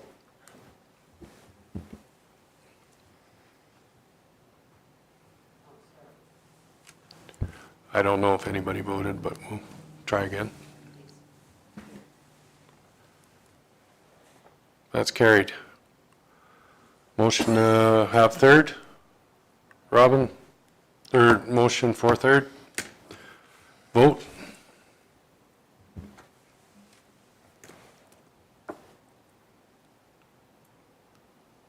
And it's carried. Yeah. So, after that comment, Kayleen, I feel the city had no choice but to put that in that letter that it had to stay separate. But as Dustin has said, we would put a letter in there stating why we don't want that to be an island, and that's why I wanted to join it. I just see that being a piece of wasteland, and we don't want that. So. Dustin's making that motion to send the letter. Any questions on it? Vote. The right thing. Carried. All right, 6.3. Thank you, Mr. Chairman. Bylaw 2023-09, Land Use Amendment. On page 16 is the request for decision. The recommended motion is that council defeat Bylaw 2023-09 at second. Thank you, Terlin. Lloyd's making the motion for second. Any questions or comments? Old timer, Richard? Good thing I didn't tell him my age, right? So I did write something down here, and the fact that I was around when we talked about it back, it was 7 years ago. My biggest concern is it opens up the door for what could be a large amount of requests for the same type of development all through this area. And so we would have all these isolated, almost like little hamlets. And to me, it has the potential to disrupt a large amount of existing residents' quality of life. And I think we have to protect the quality of life that's out there. Great concept, but that's a concept that should not be imposed on existing residents. Oh, that's, Shane? I agree with Richard, and also my biggest concern is with the water table in that irrigation area, and that is the septic fields. That many, that close, you're gonna have problems. And I don't think your soil in that area will handle that many septic fields that close together. Anybody, Michelle? Yeah, I'm not a big fan of this either. I don't mind them putting the clinics along the 120. That I think is, or Bridge Road 60, that's a great idea, but not the rest of it. And I guess the city wants to add a population of 40,000 people. And there's, as far as I know, a lot of empty space within the city limits already. So how long do you think that it's going to actually take the city, like he had said, to come out to where he is? Like, I don't know that that's going to happen in my lifetime, even if they get 40,000 more people in the city. This would be great if there was a place inside the city limits that could do this. Then I'd be all over it, but not for out here. Don't say it, Dustin. I know what you're going to say. Go ahead. Birthday boy, I'm sorry, because you may never see it. Sorry, I can't resist. Just one thought, and just on your comment, Richard. You see how it it affects the neighbors and whatnot, and not that I'm for this at all, but it doesn't matter where it goes, it's going to affect the neighbors if they build something to this magnitude. I do agree. I like the concept of it. It's an interesting idea, but just being as the IDP is the way it is, we kind of have to follow when it comes to a regard of something to this magnitude, and we got to be for it. Now, my other point of concern is that he brought it up that wants to bring it on the other property, which it's no better, but that's a conversation for another time. Yeah. But Not today. yeah, not today. Anyways, my thoughts are,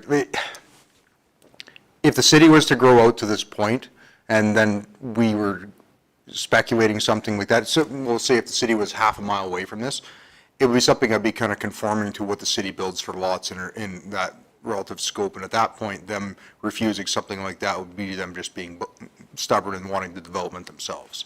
But being as it's as far out as it is right now, it's non-conforming. Robin and then Lloyd. Yeah, they have no interest in being surrounded by the city, right? And so even when they proposed this originally was a year ago, and then when the city brings forward growth projections, the growth projections yet to be defined would actually be another reason as to not place this where it's being presented, because it needs to be further out. They don't want it to be a part of the city, and yeah, the city does have a lot of land, but the only real developable area for them for residential is Wholesome Road or south. The south side is way more attractive. It's way more serviceable, and I think that ultimately the shape, the design, the concept is good, but from a planning perspective, I don't like the location of it, and I really don't like the location of it. It would have to be in a different spot further out. Lloyd? Well, I have to agree. I like the idea of the clinic being put up. I'm all for that. I just don't think we can go against the agreement that we have with the city on this. This isn't like the one we just did with Kip. This is a lot more than 2 acres, and it's not landlocked, and I think it's a battle we'd lose. So I'm in support. Well, it's like we said when first reading was made, we have to give everybody a chance to present and bring it forward. We kind of knew what letter was coming in when we did it, but we took our time and listened to everybody. Is there any more comments? Motion is for second reading. Vote.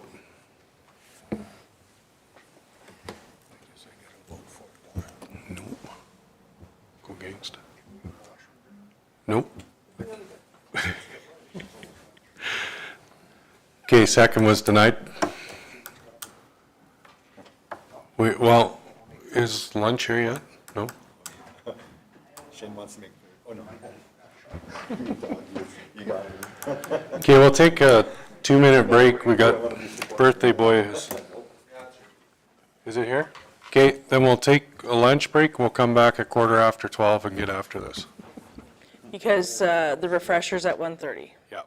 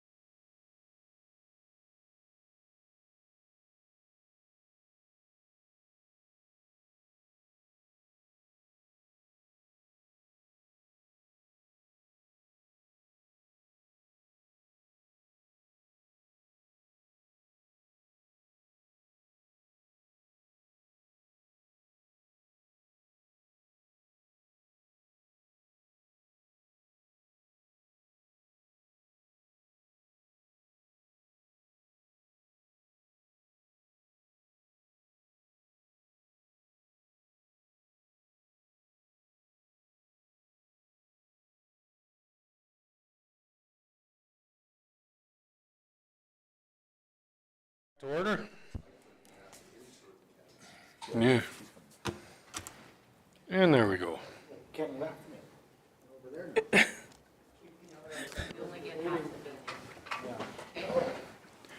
I think he requested to move away from you. 6.4, Tara Lynn. Thank you, Mr. Chairman. Before you is bylaw 2023-11, the special tax dust abatement bylaw. And so every year we do this, and it's that time of year again when tax notices go out. So part of that is for individuals who have dust abatement. And it starts on page 54, and the recommended motion is all 3 readings happen today. Thank you. Dustin's moving number 1. Vote. Ooh, easy. Carried. Lloyd's moving 2. Any questions? Oh, no, this one we gotta vote on first. Yeah, any questions on it? Not seeing any? Vote. Robin's moving to have 3. Vote.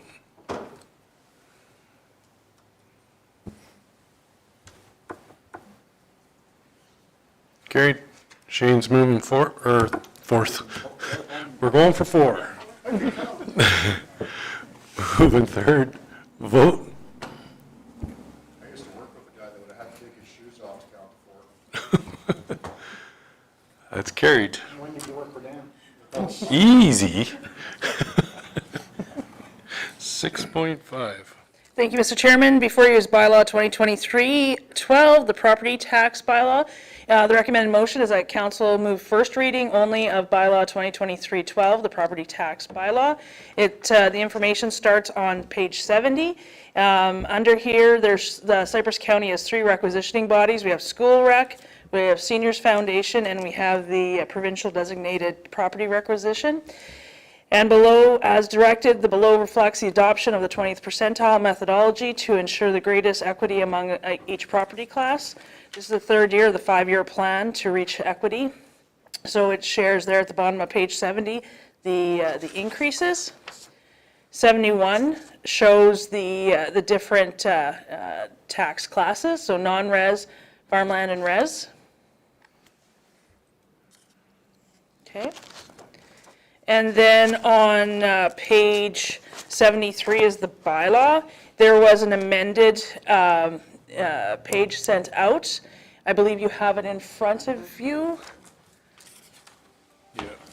And the last whereas is for the where the estimated revenue was off by $12,000. So we'd like to amend that before first reading. Okay. Thank you. Somebody want to move first? Richard? Vote.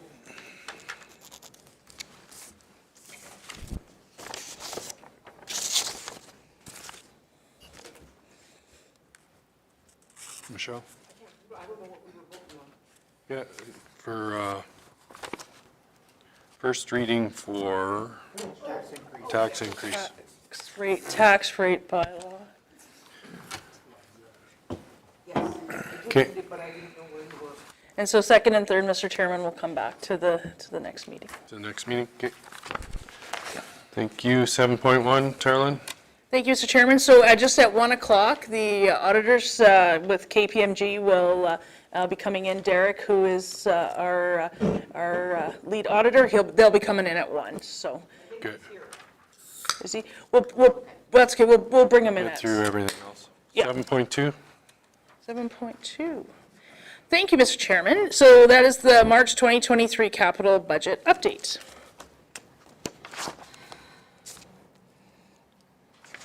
And the recommended motion is council receive the update for information. Lloyd's moving it. Any questions or comments on it?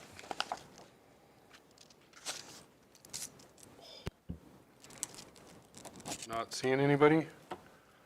Vote.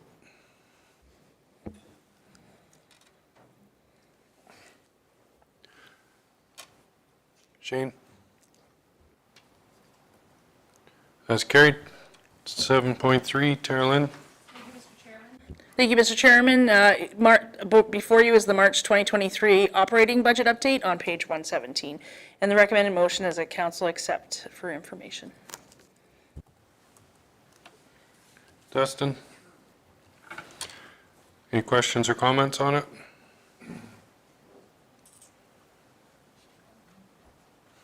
Not seeing any. I can't remember what page it's on here, I gotta find that yet.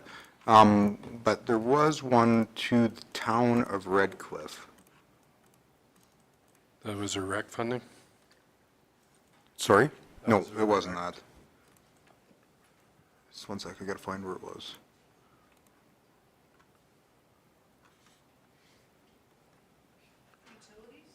Yeah, no, and the biggest question was, I didn't even care what it was for, I just wondered why we were paying late charges to them. Because we got hit twice with them. There was one on we got a finance charge on utilities and we got a finance charge on waste. And the waste one was one that really confused me because It's our own money. It's our own money, we're paying late charges to ourselves. I will ask and find out. Yeah, so both of those were questions I had. Okay.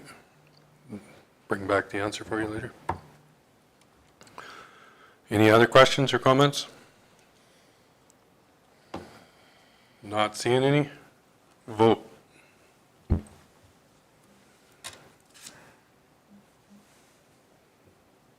That's carried. CAO report.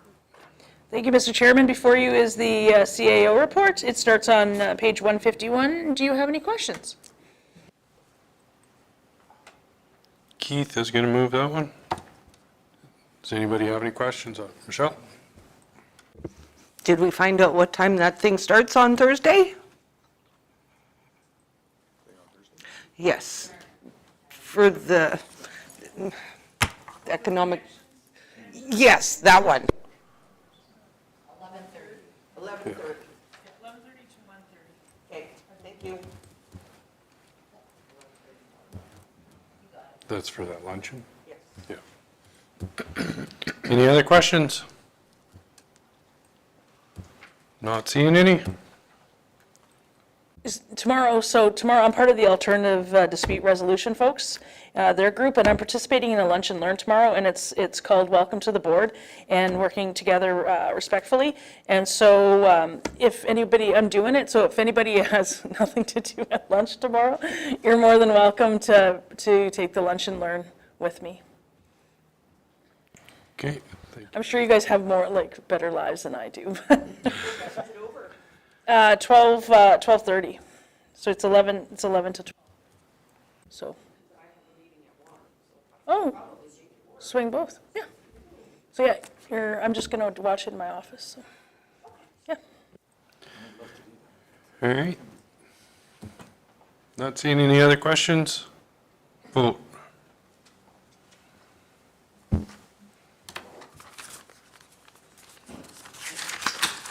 That's carried.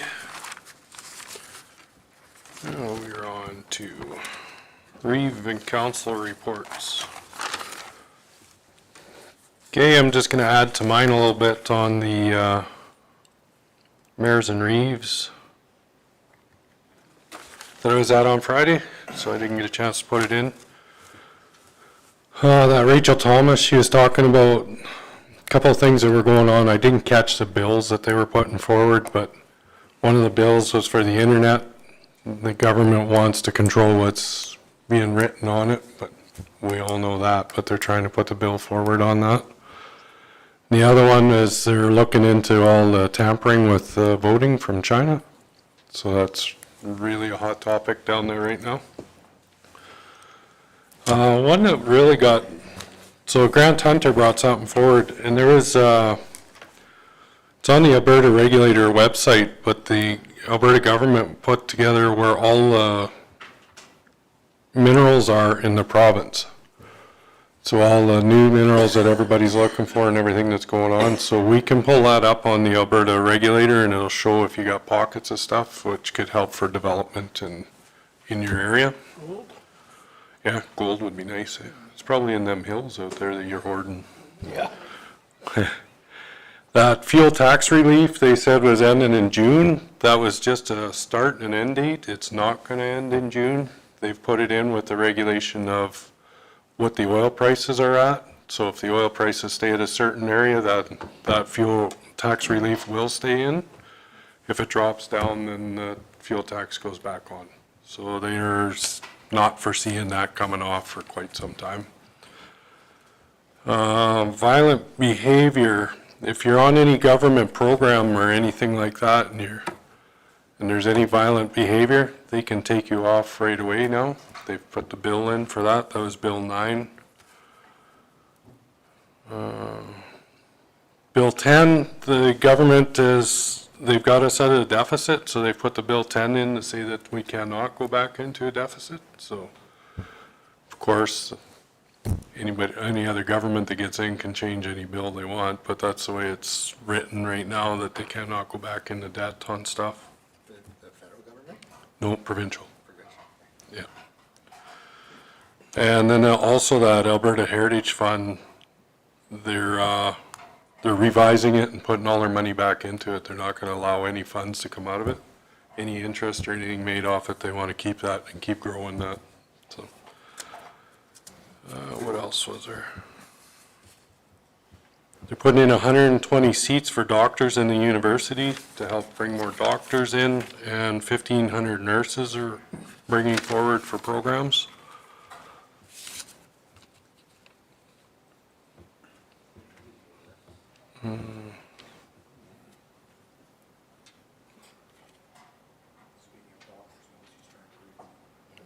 What's that? You're trying to read your doctor's notes? Yeah, they look like doctor's notes, that's for sure. I think, the only other one, remember when we were at RMA, well, everybody heard when we came back from RMA about the oil companies had to pay their back taxes and all that. Well,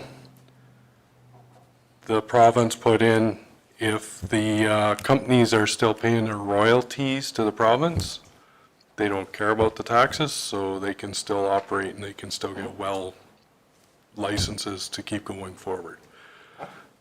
Yeah. When did that come up? Jason brought it up on Friday. Said that loophole, as long as the companies are paying their royalties, they can keep on rolling. Which Jason was that? Our RMA. Okay. Okay. Yeah. That's crazy. Yeah, that was a loophole that was hidden that they found afterwards, so all that big hoopla at RMA was crap. Yeah. Yeah, so, yeah, sorry I left that doozy for last, but that's all I had out of that, plus what I had on there, so. I got a question. Yep. I got a question for you, Mr. Reeve. I see you and the CEO have met with members of the Dunmore Equestrian Society. Yes. What's going on there? Do you want to take that one? Sure. So they have some grant funding, and they're applying for more grant funding. They have preliminarily asked if we would help them if they receive a major, I think it's a Green and Inclusive Fund. They've applied for a significant amount of funding that we would assist them in the monitoring of expenditures. So it's very preliminary. They haven't received it yet. They hope to receive it. So that is one of the discussion points. And they are preliminarily looking at maybe other sites to build a facility. So we're meeting, so it was what, half an hour just to visit, and we're going to meet again in May. Yeah. And they'll be further along in the process.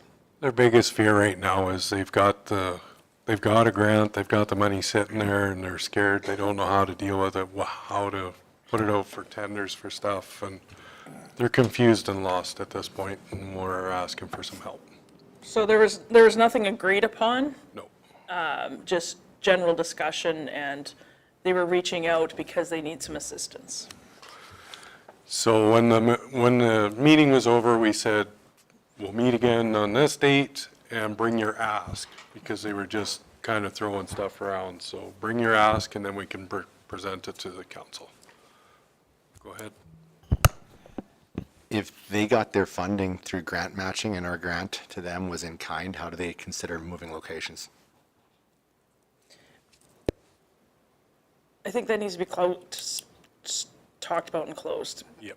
Because it could be for them a legal matter. Yep. Any other questions? Keith? So did you say they were looking at other sites? Possibly. So they're looking at moving? We can talk about that in closed session.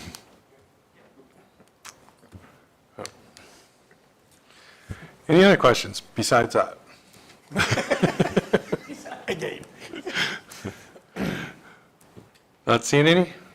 Okay, start with you, Dustin. A couple business model meetings for the Connect Internet we're looking at. We should see that next meeting, I believe, coming as a presentation to council. Attended the 2 council meetings this month. Had a bazillion phone calls about plugged culverts and washed out roads. I'm sure Ken is absolutely sick of talking to me about that stuff. Another thing that came forward from a ratepayer is he's looking at doing feedlot expansion, and he is having trouble with the NRCB due to the county's new guideline that we've put into our municipal development plan in the recent, or is it land use bylaw? Either way, into the context of it, where he's got to be 3.2 kilometers from a hamlet. So he came to me asking for it to be brought to you guys to look at that and see if we would be looking at exceptions to that or what it would be. I remember when we took and put that, I think it's 3.2, so it's 2 miles. When we put that in to our policy, I remember the conversation was, because then that actually gives us some control over what the NRCB can approve and what they cannot approve without coming to us. So obviously it's working, so that's a good thing. So I guess what I'm asking with that is for next meeting, can we bring back the land use bylaw so that we can talk about that application that Terrelyn should have?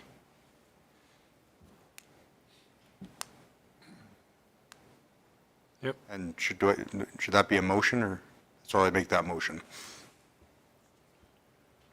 You're making that motion right now? Okay. So just to confirm that administration brings back the portion of the LUB and the MDP that are related to intensive livestock operations. Yes.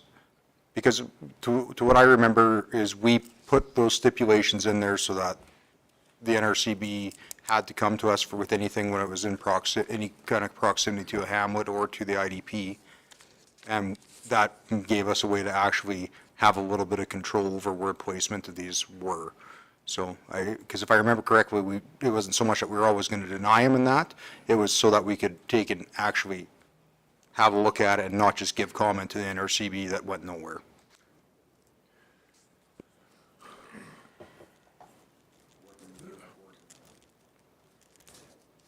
So I guess I would add to that any legal ramifications of that just being a new land use bylaw, just for information when you bring that back. And yep, sounds good. You're okay adding that? Any other questions on the motion? Vote.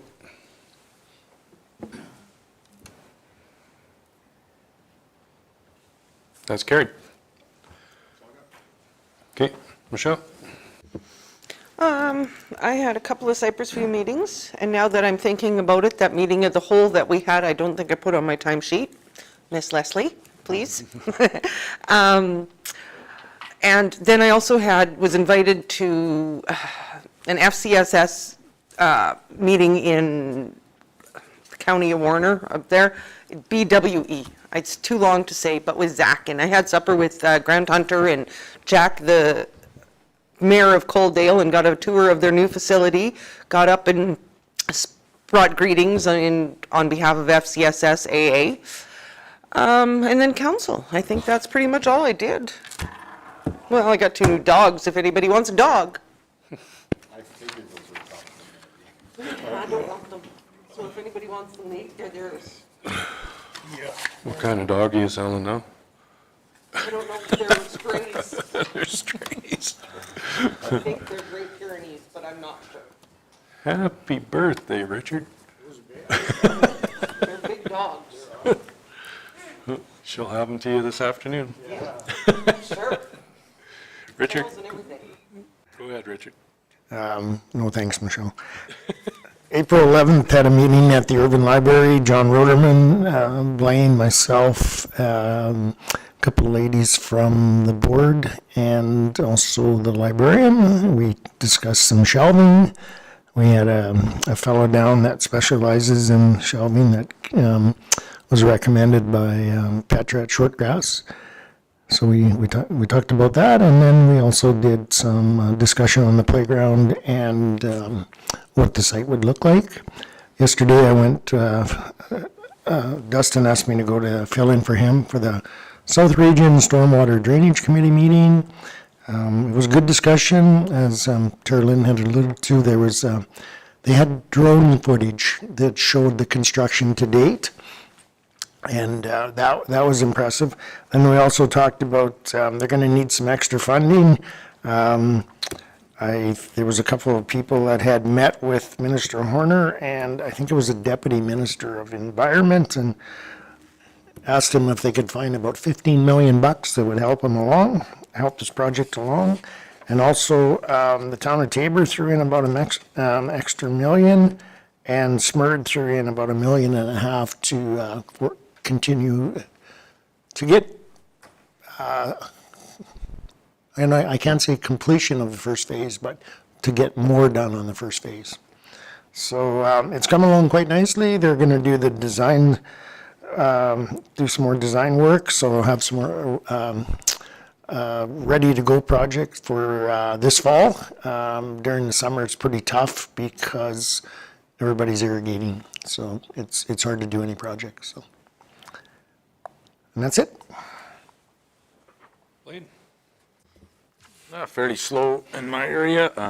Preparations have been made and started for the new Urban Library Resource Center. Also, as Richard alluded to, we met with John and Chris and library staff and over some of the interior needs that the library is going to need. Had a Ag Society meeting last night.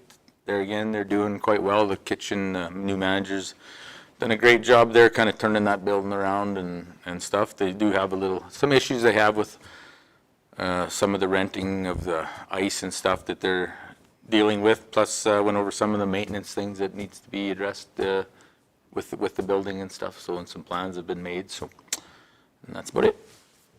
Thank you. Lloyd? It was pretty boring. I had just other regular meetings. Went to a meeting over the marina at the library in Medicine Hat. Had a meeting with Peter and just learned that depending on the elections, there's going to be more changes to the park, to all the parks in Alberta, if whoever wins the election. And I had a lot of homework to do for that climate change, and Tara Lynn helped me out with it. So that'll be the next report. They're looking for some changes that'll be brought up then. Our meeting's on Thursday. So, and that's her. Thank you. Robin? I enjoyed the committee of the whole meeting that we had. I think that we had some good conversation on things that we can work together a little bit more on moving forward. Following that, spent the next kind of week responding to the federal budget announcements, and from an FCM perspective, it was pretty disappointing. Some of the big things that we were working on, such as the RCMP retroactive costs that we were looking to have covered by the federal government, they didn't come to the table or to the plate at all. And so executives been having a lot of conversations, and we've taken a very hard stance. First time in 3-4 years where the budget hasn't had a ton in it for municipalities, and we have definitely dug our heels in and are making our dissatisfaction heard, and continue to push on that. Other than that, it's been a little bit quieter back home, but yeah, that's it. Shane? Yeah, I attended the committee of the whole and had a Highway 3 Twinning Association meeting. It was pretty interesting. A couple things come out of that. The Medicine Hat stretch does not stop at 7 persons. It's a 36-kilometer stretch. That'll pretty well take them to the overpass. They broke it down. We had it originally at 8 sections, now it's 6. So they're calling for engineering on all the parts except at Kainai. There's still some negotiations going on there.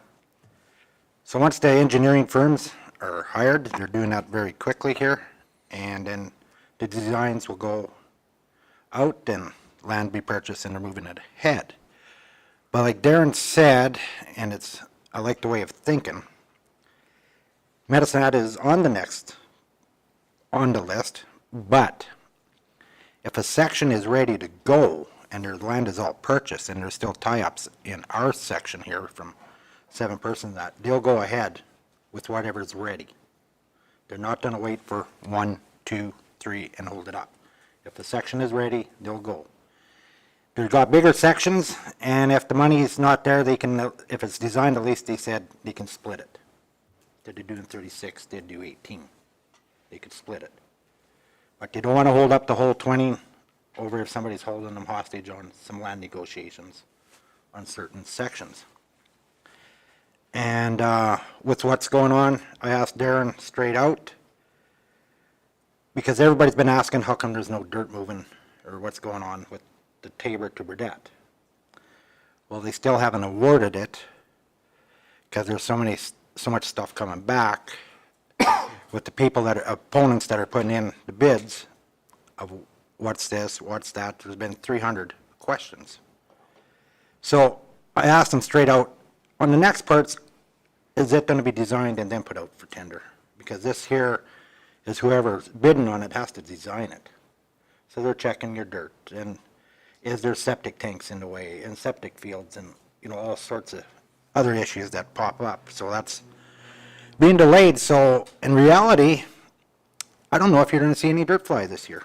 They may just be working on the bridges, on whoever gets it, maybe a bit of dirt, and that, but it'd be more, looks like, into the next year. We also had a presentation from the BC group of Twinning Highway 3.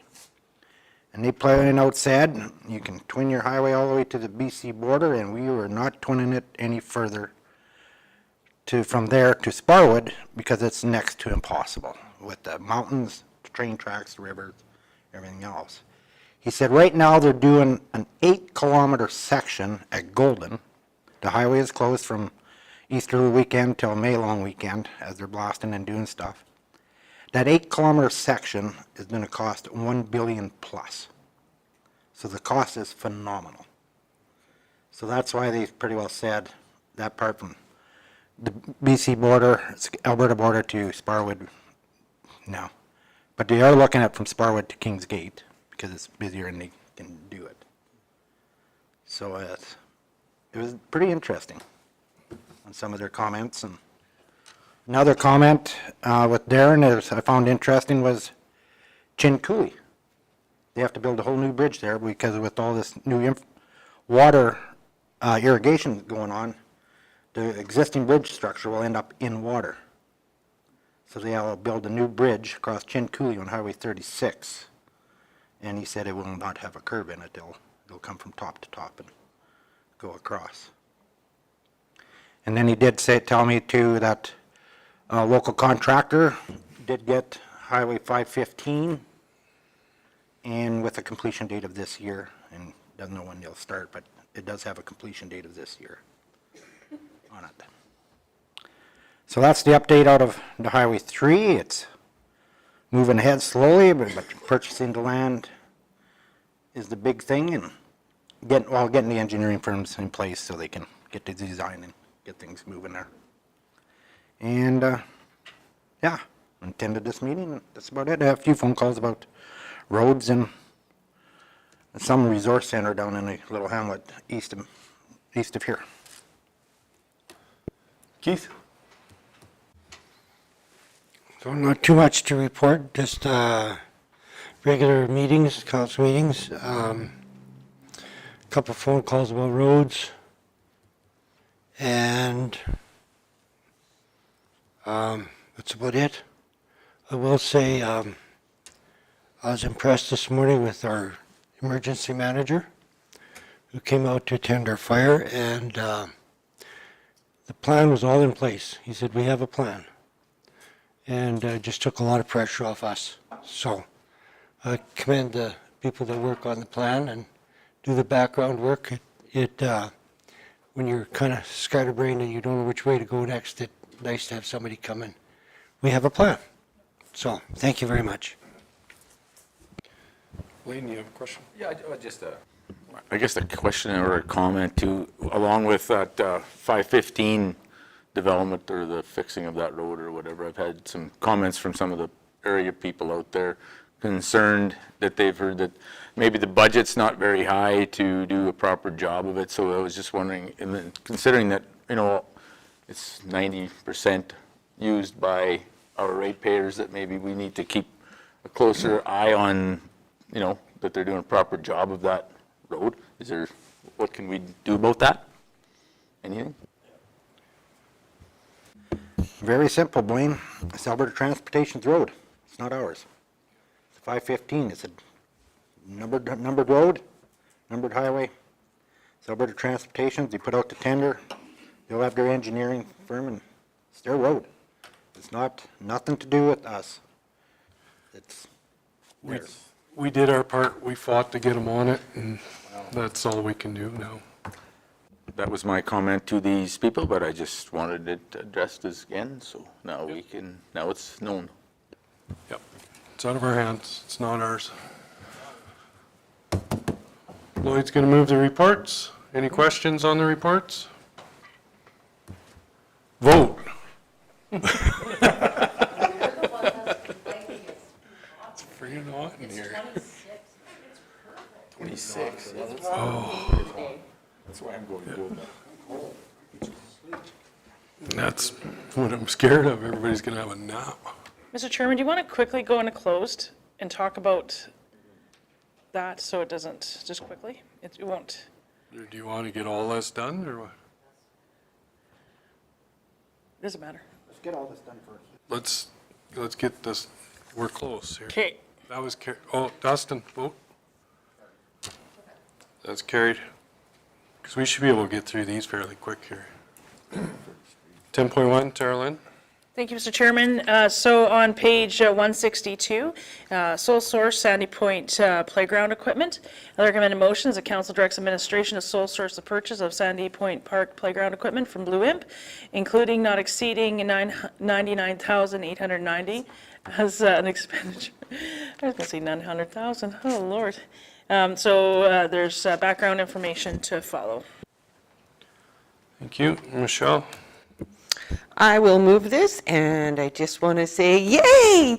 Thanks! That my ratepayers out there will be very happy to have their playground equipment back. Any questions or comments on it? Very quickly, what are we getting for this? Like, what kind of equipment are we getting? Do we know? So it's it has it's playground and it has climbing and that's what they want for kids to, and it has a nature theme.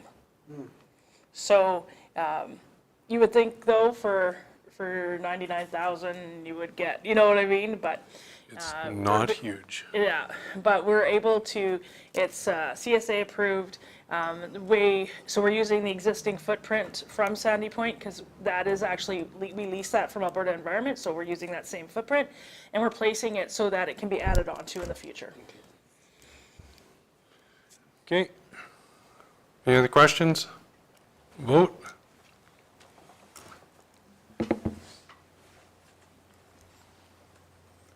It's carried. 10.2, Terlin. Thank you, Mr. Chairman. Sole source, the Urban Community Resource Center playground equipment, page 164. That council direct administration to sole source the purchase of the Urban Community Resource Center playground equipment from Blue Imp not exceeding 132 as an expenditure of the 2023 budgeted project. Oh, Robin's moving it. Okay. Any questions? Just a minor question. Is there a reason why we wouldn't just do it as a change order to the prime contractor and have them run it through? Because I know purchasing policy says we need 3 bids, but if it's running through a scope of work, we do that in construction all the time. I'm just curious if there's a reason why. This project is not included in the construction of the resource center. This is, it's our project, independent of the building. Okay. Any other questions? Vote.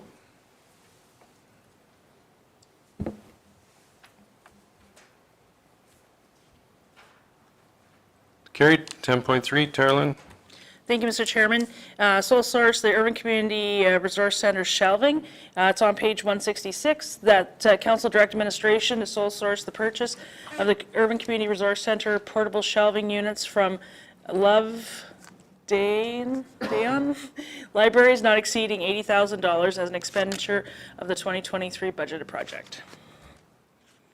Lloyd's moving that. Any questions? Not seeing any. Vote.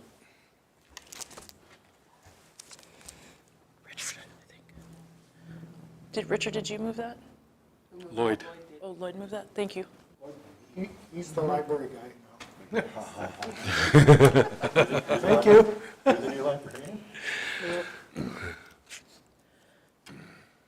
I didn't see it. That was carried. Sorry. 10.4. Thank you, Mr. Chairman. FCM 2023 Board Elections. Recommend motion that council endorse Councillor Kirby-Waite to run for the Federation of Canadian Municipalities FCM Board of Directors, rural position with expenses to be covered by RMA as per their compensation policy. And the RFD is on page 168. Dustin.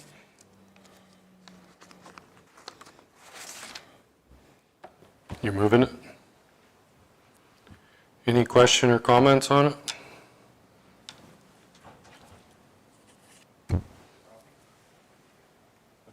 Any questions or comments? Yeah, I don't really have a whole lot to add. I spoke with Paul McLaughlin and Gerald Rhodes yesterday just to confirm that they are still okay with me being that guy, and they both provided positive feedback, which I'm happy to share with you guys if you wish. But just continuing the role that we're doing representing Alberta, and we've got some pretty good opportunities coming forward right now. We've got a incoming president who is a very friendly Quebec mayor to Alberta industry and what we do, and I believe that we're going to see some really good things coming. One unique comment, I guess, that we had witnessed this last fall in Strathcona County. About 4 years ago, there was a near exodus of Alberta municipalities that were talking about leaving FCM because it was being run by what they considered as the East Coast. And this last fall, one of our colleagues from Nova Scotia mentioned to me that there were a whole bunch of members on the East that were joking around about not renewing because they were talking about how FCM is being run by people out West now. And so we've got a really good representation. Paul is on the executive, myself, Tanine Rudick is our outgoing president right now. So we have a good thing. We'd just like to continue doing that. Blaine? I guess I just have a question for you, Rob, and could you, for me, or maybe everyone else too, just expand on, on the role that you're there, how it pertains to to us? Like, what are we getting out of you going there anyways? Sure. So FCM, the position that I fill is not a position of Cypress County. It is a position where I'm elected by the members of RMA. So I represent the rural municipalities of Alberta as the rural seat on the board of directors for the Federation of Canadian Municipalities. And so the RMA policies and bylaws allow for one board member to be compensated by RMA. So all fees, all costs, all everything is covered by RMA. And so at the board meetings, I represent rural Alberta. There are times where we're able to advocate for things like, we're fighting for funding for water and wastewater programs right now. Some of that stuff may have a benefit to us eventually, but for the most part, I'm there fighting on behalf of rural Alberta. I was elected a year and a half ago to chair the Rural Caucus, which then means that when we meet with ministers and the PMO, that I will then represent the voice of rural Canada from an executive level. And so we're able to fight for, rural versus urban is so different, right? It's hard to define what makes rural because you've got prairies, you've got mountains, you've got rural, remote, whereas the urban centers have their transit and some of the big, there's a lot more in common with that. And so we represent 96% of the population, and we're fighting for having a voice for rural. That's ultimately what it boils down to. Richard? I have a couple of comments to make, yes. I just wrote something out here to make it easy for me. So the challenge of this council is to ascertain what is fact and what's opinion. I think we can all agree Terrell and her staff do a great job of providing background information to go along with their recommendations. This leads to some great debates amongst the councillors, which helps us make our decisions. Being absent from these debates and decisions results in a councillor that cannot answer ratepayers' questions. That can lead to a councillor wanting to open the debate again. This council cannot do its job if it's not allowed to move forward after a motion is passed. At this time, I do not support participation on FCM's rural board. I just don't feel it's a good fit at the time. It's a struggle to keep moving forward. Robin, when you're not here, and you were elected to represent the municipality and to participate in everything that we do and be part of it. Now, if you're not here, I mean, this is important stuff, and I understand you do a good job down there. But when you have your debates down there and you pass a motion, it's done. Like, we don't call it to task, right? But at what we're trying to do here now, it's coming up quite regular that when we pass a motion and you are here, you want to discuss it, you want to debate it, and I feel that we've done that. We moved on. A motion passed is a motion passed. So my feelings are, my thoughts are, your job is here. Okay. Robin? So I'm assuming that you're referring to the resource center. No, actually. Sorry, no, there's just numerous ones, and I'm not going to dwell into just one. No, well, you brought this up, and the reality is if you're saying that I'm bringing up, there's no pattern with that. There's one situation that you're referring to right now, and our job is to hear from people, to listen, and I have never made actions against the motion of council, and you can dig into that. I have not. If I'm at fault for anything, it's listening to people and hearing from them, and that I won't change that. Like I want to have conversation. I want to hear from people. However, in the last 2 months, I've gone along quite willingly with all of the projects with what's going on. I haven't actively opposed anything. If you talk to those who have called me, and I know I've even had conversations with Dustin about this, the emotion of council is a motion of council, and to go against that is not proper. But that doesn't mean that when people are upset, you still can't hear them out and talk to them and listen to them. And so, yeah, I think that all of us, we try to get involved and do things where we are best served at. This fall, the conversation actually with regards to the library where I wasn't present for a vote, I was actually representing RMA, not even FCM. And so RMA established a joint advocacy organization that represents rural Alberta at the federal government level. And so, you know, I miss that.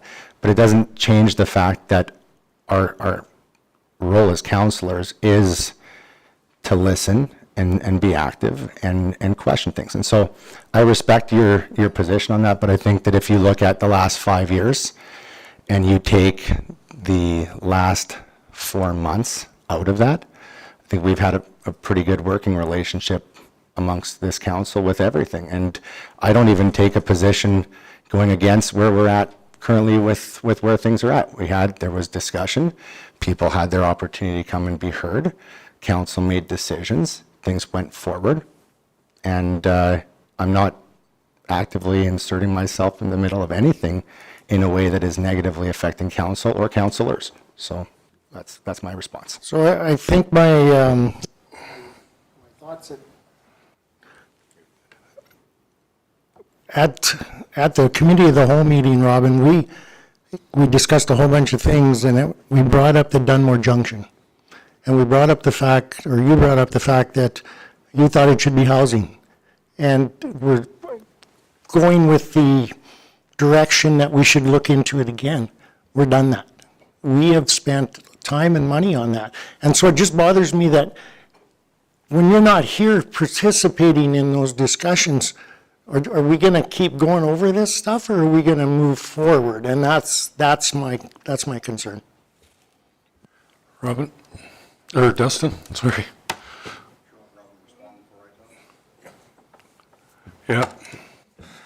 So, for one, my conversation was more about, because I remember referencing to Stephen, specifically about assessment and sustainability within Cypress County. At the end of the day, for me to stand up and say, I think that we should consider having more housing and less commercial, is a fair assessment. I also believe that we all have our right to have an opinion, to make a statement that challenges ideas and thoughts, that when we move forward, it's in a healthy way.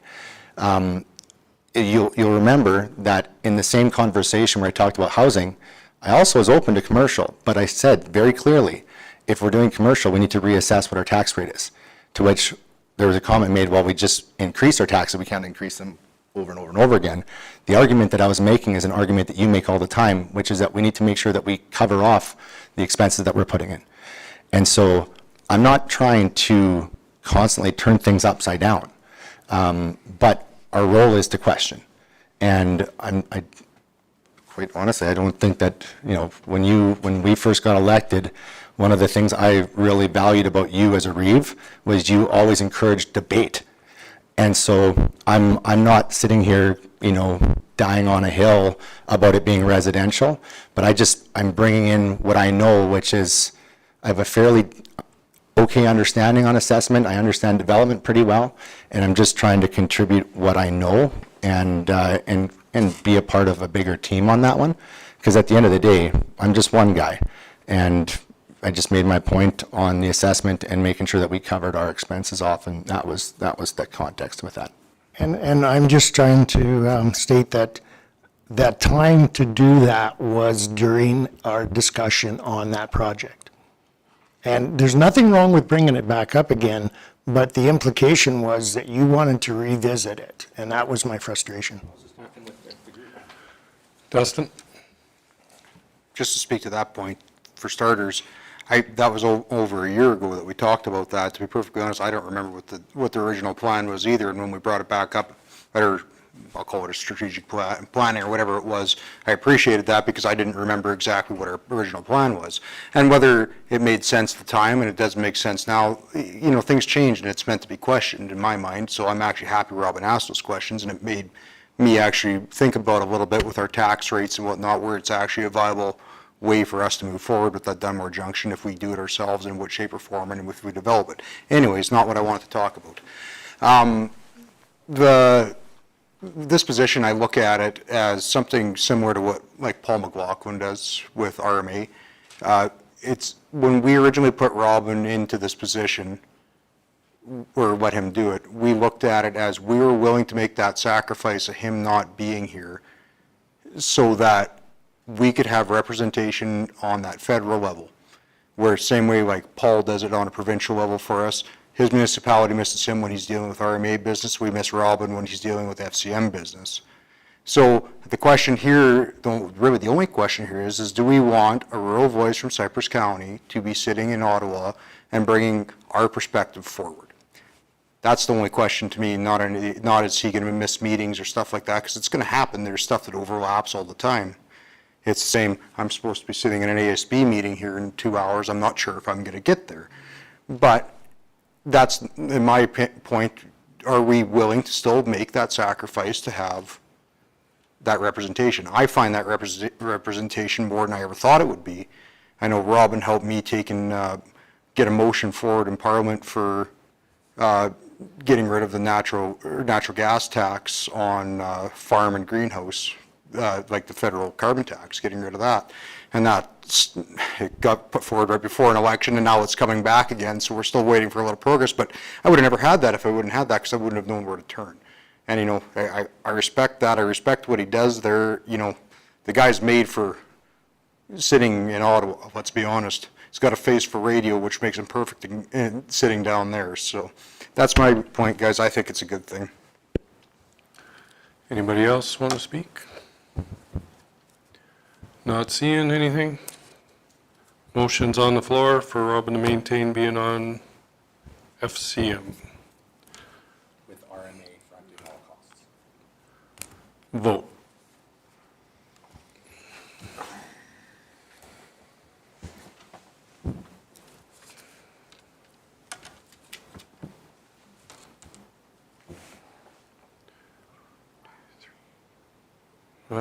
No, that's lost.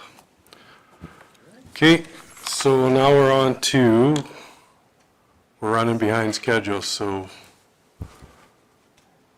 should we go to Derek? Instead of the half an hour you had, you got 8 minutes.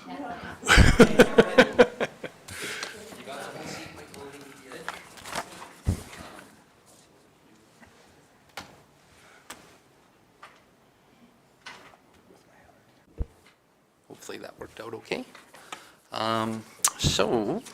I do appreciate the opportunity to be here today to take you through the audit.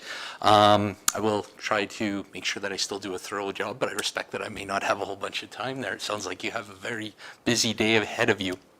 So just, I guess, to touch base on a few things. Whenever an auditor meets with those charged with governance, we are required to go through a few things. So I'll take a few moments to take us through that, and then I'll kind of lead us through the financial statements and talk about some of the key variances, if you will. So just the key things, I guess, with regards to the items we're required to go through, just with respect to the status of the audit. So where we are right now is obviously we've finished the audit and we're prepared to issue an unmodified or clean audit opinion, subject to our discussions here today. A few things that we're always required to talk a little bit about would be your framework. So consistent with the prior year, your financial statements are prepared in accordance with public sector accounting standards. So that's same as the prior year, same as your peer group, those types of things. So there's no changes in that framework in the current year. However, I just wanted to bring up a couple things is that in next year, we'll be seeing some new changes to the framework. I know we would have talked about this in prior years as well. There's a couple new sections coming in around fair values, around investments, as well as asset retirement obligations. So I know, of course, you've had a little bit of turnover in management, but I know Travis had worked with the team a little bit ahead of time to let them know that, of course, these things are coming. And so you guys have already made some progress on those. Just with regards to the investments, one of the things that you'll note is, of course, we're in a situation where we've seen some interest rates increase, which have caused the market value of bonds to decrease from a market value perspective. Now, the county tends to hold on to their bonds until maturity. So while you are expected to recover the full amounts of your investments, in the future, not in this current year's set of statements, but in the future, you might see some fluctuation as a result of these fair market value fluctuations that can occur as a result of interest rates. So just a bit of a heads up there.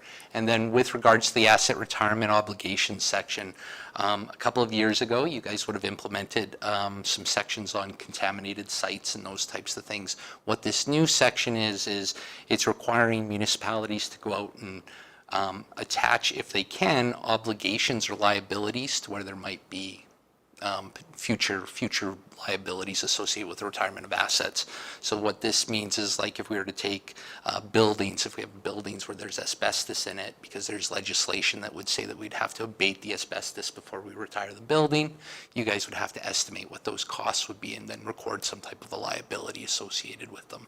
So that's in the future. That's not this current year. And I know we don't have a lot of time, so it's a great accounting lesson. So this weekend, if you're interested, there is in your notes to your financial statements a couple pages that talk about some of the changes that are coming. So the next item would be with regards to accounting policies. So as auditors, we're required to look at the policies that management uses.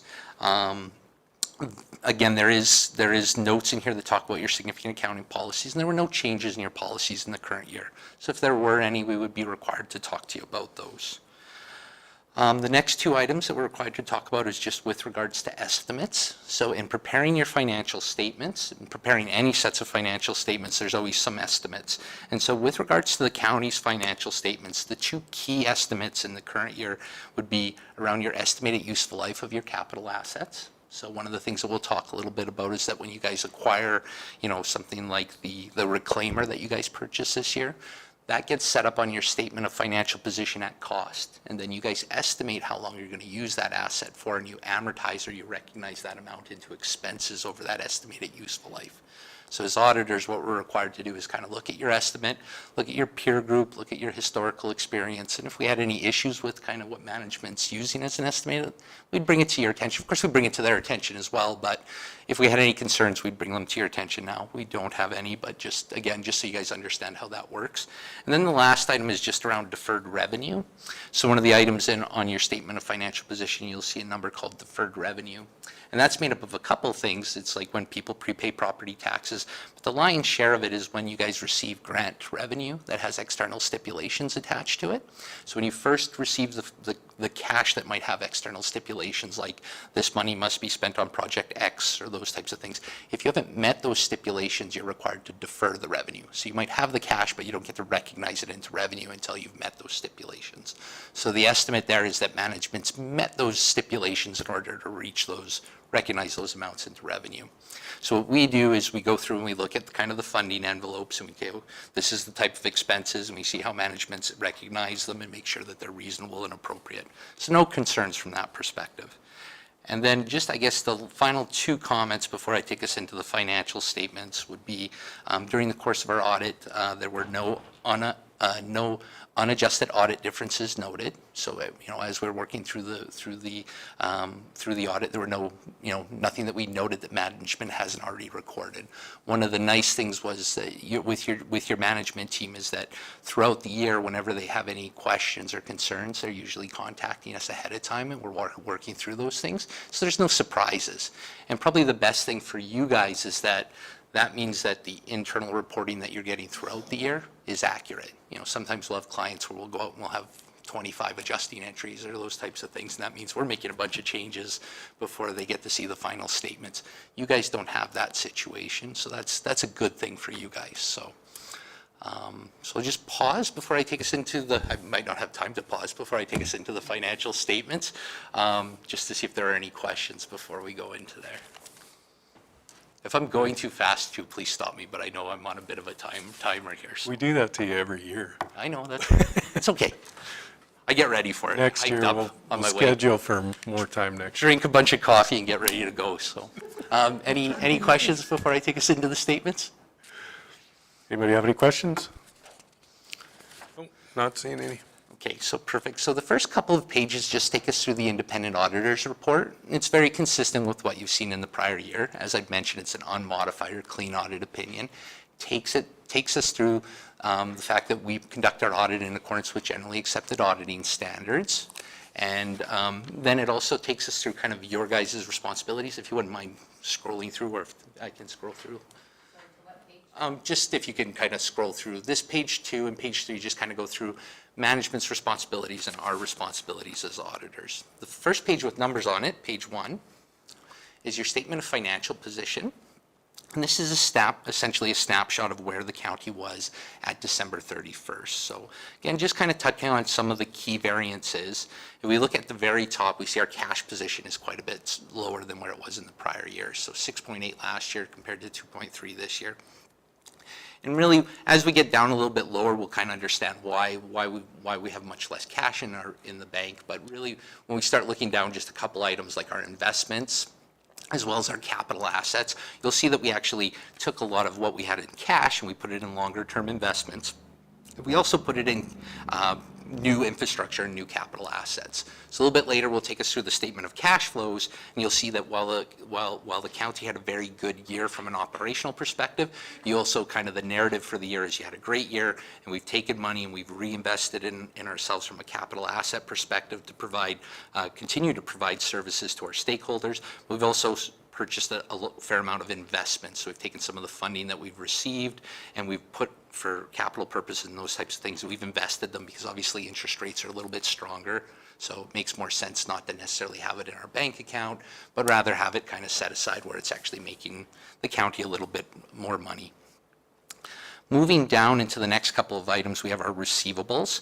We see overall that they're generally very consistent with the prior year. We see a little bit of an increase in our trade receivables. Again, a lot of that has to just do with kind of the timing of when we've submitted certain requests and sent out bills and those types of things, but very consistent from the prior year. The next item is our accrued interest. So we see a bit of an increase there. And again, that is primarily because we see that increase in our investments right below. So obviously we had much more investments at year end. So we had much more interest kind of accruing or receivable at year end. Investments, again, as I mentioned, a bit higher from a cost perspective. So this is our cost of the investment. So what we invested in, we said it is higher. Of course, we've taken that excess cash and we've invested it to make sure that we're getting a rate of return on it. Note 7 is our debt charges recoverable. So this is where we have, of course, we had borrowed some money and then we've lent it out to other parties. And of course, we see the decrease here is just our regular scheduled payments there.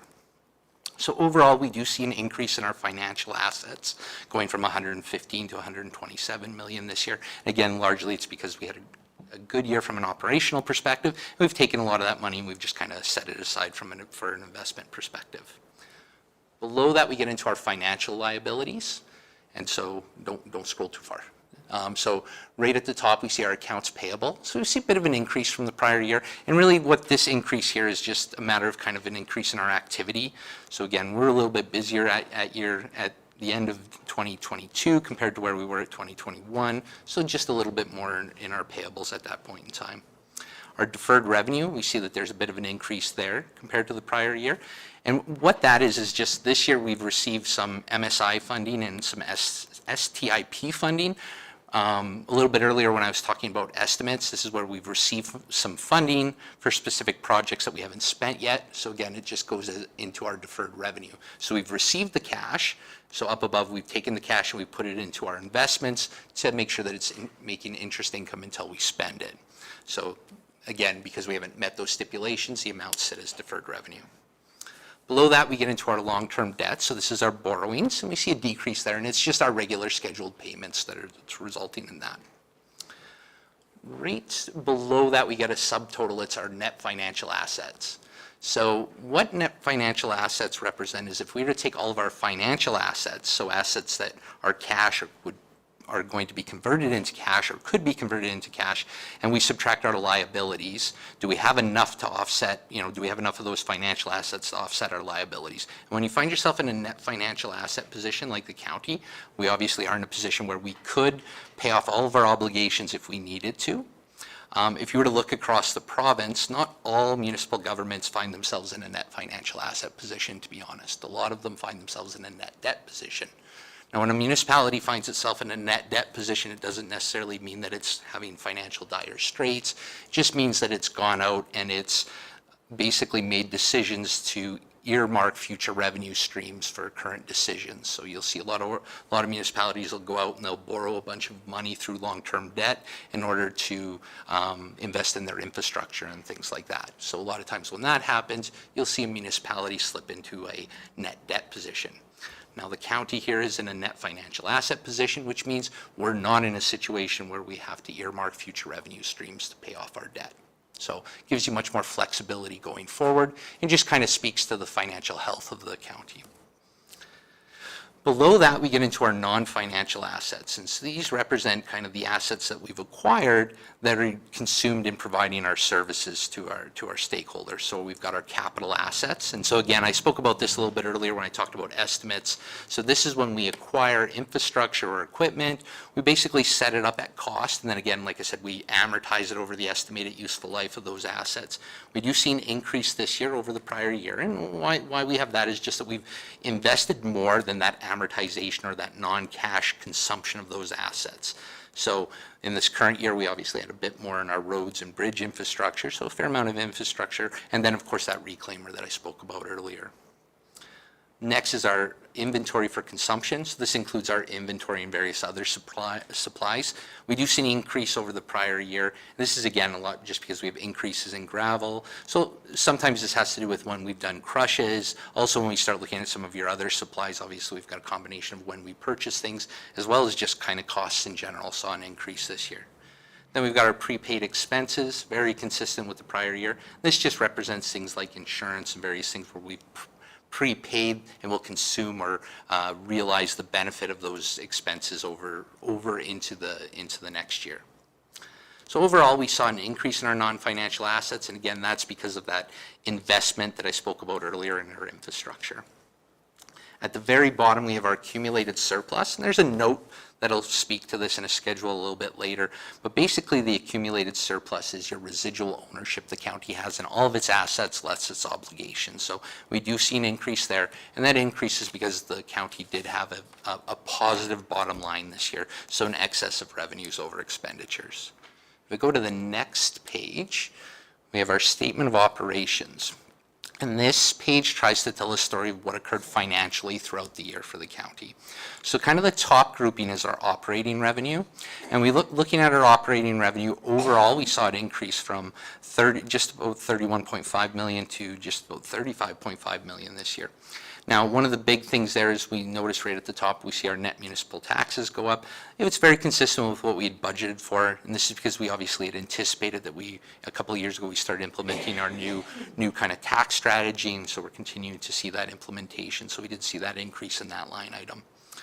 Some of the other revenue items that see some increases, we see our user fees and sales going up a little bit. A lot of this has to do, if we think back over through 2020 and 2021, we were still coming through COVID, so there's just a little bit more activity now. So we're starting to see kind of an uptick in those types of items.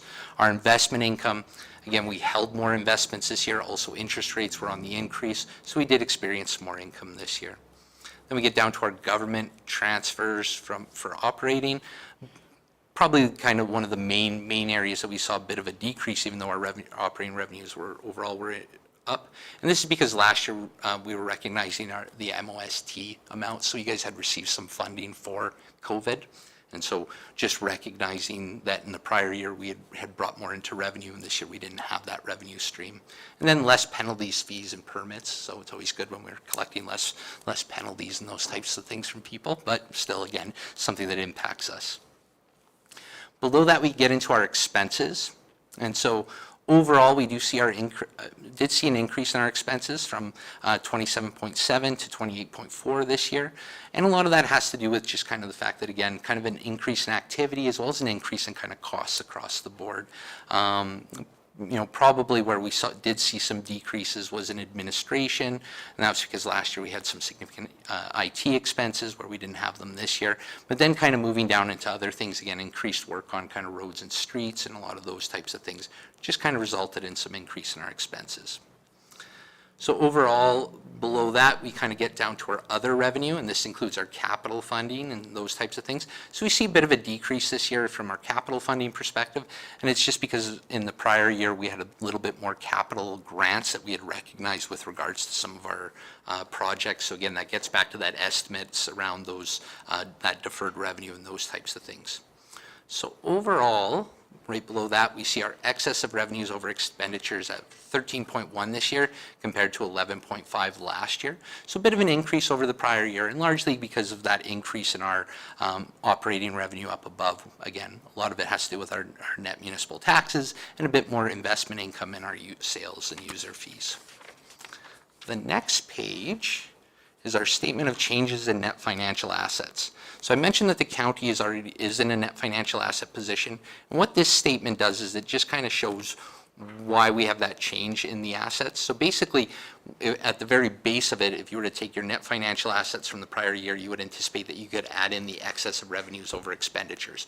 So what this statement does is it starts off with the excess of revenues over expenditures and then kind of adjusts for kind of the changes in our capital assets. So it talks about our new acquisitions. So we see in the current year, we had $10.7 million of new capital asset additions, so a little bit less than the prior year, and of course that's partially why we had a little bit less capital revenue this year as well. But again, showing that the county had taken is taking a serious step in making sure that you're investing in kind of the future and making sure that your infrastructure is in place.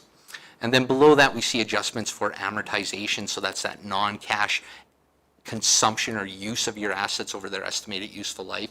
So that's a non-cash expense, so they add that back and then we subtract off the acquisitions. We also adjust for changes in inventory and changes in prepaid expenses and those types of things to show that overall we saw a $9.5 million increase in our net financial assets. So again, strongly showing here that we're in a position where you haven't kind of made any significant decisions where you'd have to earmark future revenue streams. You have more flexibility kind of going forward. The next page is a statement of cash flows. And for those of you who have had to sit through me presenting a set of financial statements before, this is one of my favorite pages. This page basically does a good job of kind of telling the narrative of what occurred for the year. And sorry, this is on page 4. So what it does is it takes your excess of revenues over expenditures, and again, similar to the statement of net financial assets, it adjusts for kind of non-cash items, as well as changes in your receivables and liabilities, and those types of things to kind of show, why did our bank account change like it did? And like I said, it's always a good way of kind of telling the general narrative for, what occurred within an organization. So the second subtotal, that's $22.9 million this year, $24 million last year. That number there represents your cash flow from your day-to-day operations. So when we look at it, the county had a very strong year from a cash flow perspective, just through your day-to-day activities. And for any organization, be it a municipality or a not-for-profit or a for-profit, when you look at an organization, you want to see that number be positive kind of year over year over year. It's okay if it occasionally dips into the negative, but the reason you want to see that is that way we know that the day-to-day operations are generating a positive cash flow that will allow the organization to offset its expenses as well as kind of make sure that it's planning for the future.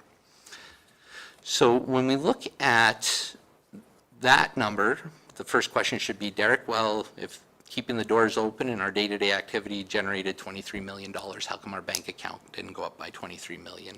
And so the next couple of numbers kind of show where we saw investment in the county. So the next subtotal is our capital, and that shows that amount where we basically went out and just about acquired $11 million in new capital assets. Now we do note that we did sell off some older assets, and that did bring in an additional $300,000 $100,000 there, but largely we're seeing a very large continued investment in our infrastructure, which is obviously very important to make sure that we're providing services to our stakeholders. And then below that, we get into our investing. So of course we do see kind of a decrease in our long-term loans. So that's where we're seeing kind of the amounts that we've lent out to other organizations. We're seeing them repay that. But below that we see just about 16.5, and that's where we have that increase in new investments. So you guys have essentially taken 16.5 of that 23 million that I spoke about earlier, and you've invested it for future purposes. You've put it in bonds and GICs and those types of things to help kind of generate a rate of return while we're getting through to those capital projects that we'll eventually spend them on. Then below that, we've got our financing, and so that's where we've repaid some of the obligations or some of the loans that we've had. So when we look at it overall, even though keeping kind of the day-to-day operations generated 23 million, we saw a net outflow of $4.4 million out of our bank account. And again, it's just because we're largely reinvesting in ourselves. So the key narrative when we look at the county statement is we had a very good year financially, and we've invested in ourselves for the future. The next page starts to take us into the notes of the financial statements. And so from page 5 to page 8 is just the significant accounting policies.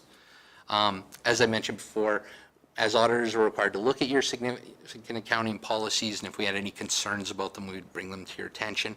There are no concerns from this perspective. They're consistent with the prior year.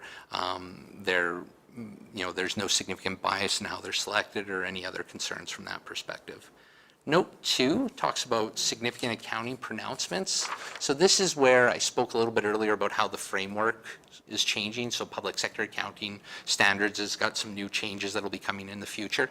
I know we're pressed for time, but like I said, if you're bored this weekend, excellent read. Starting on page 10, note 3, we start to get into some of the notes to give us a little bit more information on some of the numbers on your statement of financial position and your statement of operations. So note 3 takes us to our cash and our cash equivalents. So this is basically the amounts that we're holding in kind of, our bank account, as well as when we talk cash equivalents, these are our high interest savings accounts. So they're fully accessible and those types of things. They're just not in our normal day-to-day operating account. But again, very convertible into cash, no problems. Note 4 gives us a breakdown of our taxes and grants in place of receivables. So again, we've just got our current amount as well as amounts that are in arrears. Note 5 shows us our investments. So again, our investments are recorded at cost. We do see a bit of a fluctuation in the market value. And again, that's because when even if you were to think about your own personal investments, when you purchase a bond that's paying at 3%, when the interest rates shoot up to 5%, you see the market value of those go down. Now, as long as you're going to hold them to maturity, you're still going to get the same amount back. It's just a matter of if you liquidated them or not. Now, you guys are not in the practice of liquidating those investments, but it's just a required disclosure. But also, it's going to impact things next year. So, note 6 talks about inventory for consumption. So just giving us a breakdown of our gravel versus our other supplies. So those include culverts and, various other things that we're obviously holding for consumption and providing services. Note 7 takes us to our debt charges recoverable. So of course these are the amounts that we've lent out and that we're receiving repayments of. Note 8 gives us a summary of our capital assets at net book value. Now there is a schedule later on that shows us our costs less our accumulated amortization of all of our capital assets. Note 9 provides us a breakdown of kind of our deferred revenue and just kind of the flow. So again, when I was talking about estimates, I spoke about how deferred revenue is basically when we've received funding, but we haven't met the stipulations attached to them. So we just kind of see the breakdown there of those items. Note 10 is our long-term debt. So it just kind of gives us a breakdown of the amounts that we've borrowed from the province through AFSC, and of course the regular scheduled payments that we're anticipating on that. Note 11, required disclosure under the MGA regarding our debt limits.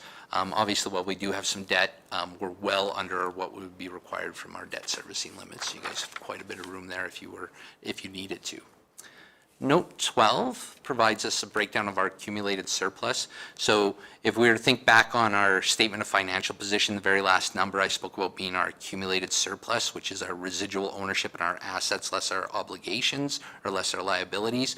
So when we look at that residual ownership, it's basically kind of broken into kind of three buckets. You've got one amount, which is your equity and capital assets. So that represents your the net book value of your capital assets less any debt associated with it.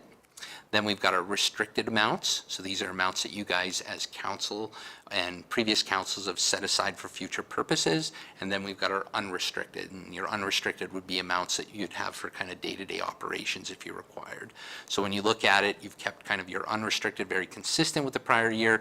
You have seen a bit of an increase in your equity and capital assets because those new investments in our infrastructure and our assets have exceeded that amortization associated with it. And then when we look at our restricted amounts, we've seen, some growth there as well.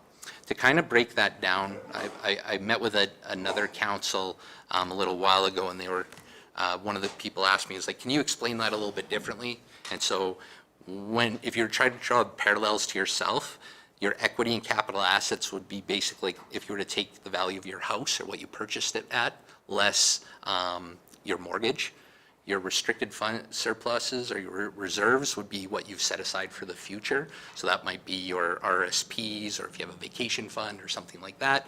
And then the unrestricted would be kind of the checking account or your day-to-day account. So that's kind of an easy way to kind of think about it, rather than using kind of terms that auditors like to use.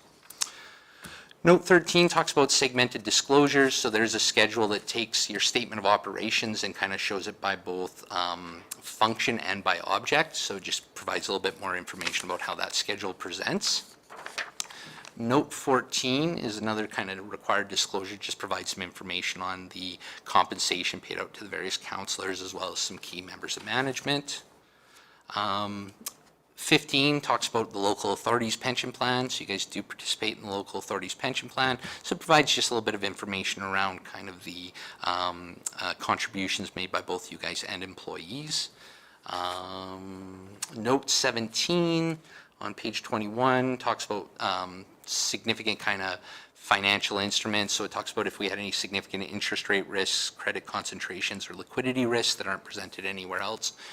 If you guys were trading in Bitcoins or cocoa futures or anything bizarre, they would have to be disclosed in there. You don't have anything that exciting in here in your statement. So, and then the last couple of items, just we talk about when the budget was approved, and as well ultimately these statements need to be approved by council before the draft comes off of them. Starting on page 23, we get into the schedules. So the first schedule just talks about kind of the government transfers. So these are grants from the province and the federal government. Just kind of gives us a breakdown of the amounts that are conditional versus unconditional and the amounts recognized. Schedule 2 is that segmented disclosures. So what I mentioned about a little bit earlier is it just takes your statement of operations and just kind of breaks it down a little bit more, so it's a little bit more granular. Note 3 gives us our schedule of changes in our accumulated surplus. So I was talking about our accumulated surplus, talked about those three buckets. This just kind of talks about the relationship between those three buckets. Note 4 takes us to our schedule of net municipal taxes. So it shows our gross tax levy less the required requisitions that we had in the year. Note 5 takes our expenses and discloses by object. So our statement of operation shows our expenses by function. This just shows it a different way, kind of showing, again, breaking it down by salaries and those types of things. And Schedule 6 takes us to our schedule of tangible capital assets. So there's a one note earlier that I mentioned just showed the net book value of the capital assets. This schedule here basically kind of takes it and shows us the breakdown of, the amounts that we have in land improvements, buildings by both cost and less the accumulated amortization or that depreciation that I spoke about earlier. Sorry, I took more than 8 minutes, but that was about as quick as I could go. Sorry, I hope that was okay. I hope I got through enough, though, that it wasn't. Did you need to take a tough to breath listen now? to. Or Sorry? You need to take a breath now? Well, I should now, but we got through most of it, so. Like I always ask my accountant, so will I make it next year? You guys are in good shape, but yep. Probably the best one, like, again, if you were, asking that question, or if somebody was, you had a ratepayer ask that question, would be, you look at that page 4, that statement of cash flows, and it kind of shows, operationally, you guys had a good year, and you turned around and you invested most of that, that cash flow that came in the door into infrastructure, or set it aside in investments for future infrastructure and future uses, so. Dustin?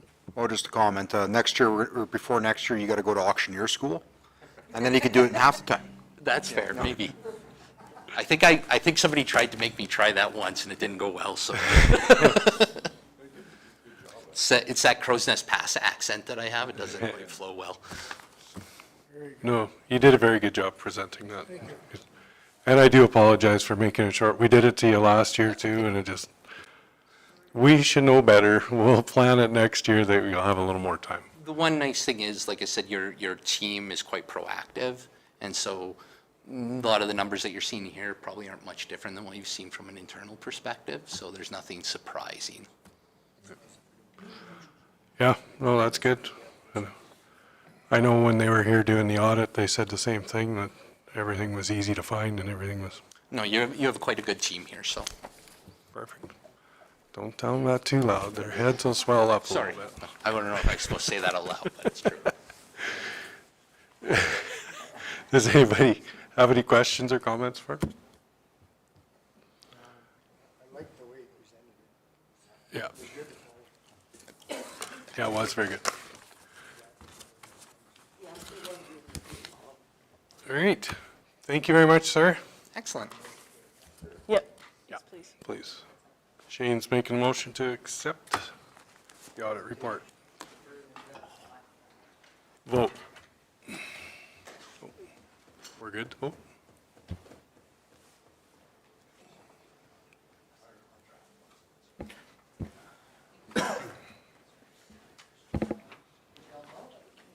Yeah. Okay, that's carried. All right, well, Terrell's running out on us. We got to get through these last 3 things, and then we can get to Chelsea. So we got 3 things left on the agenda, so apologize, we're running a little behind today. Yeah, we just got, usually it is. I need Terrell back here. Do you want to do it, 10.5?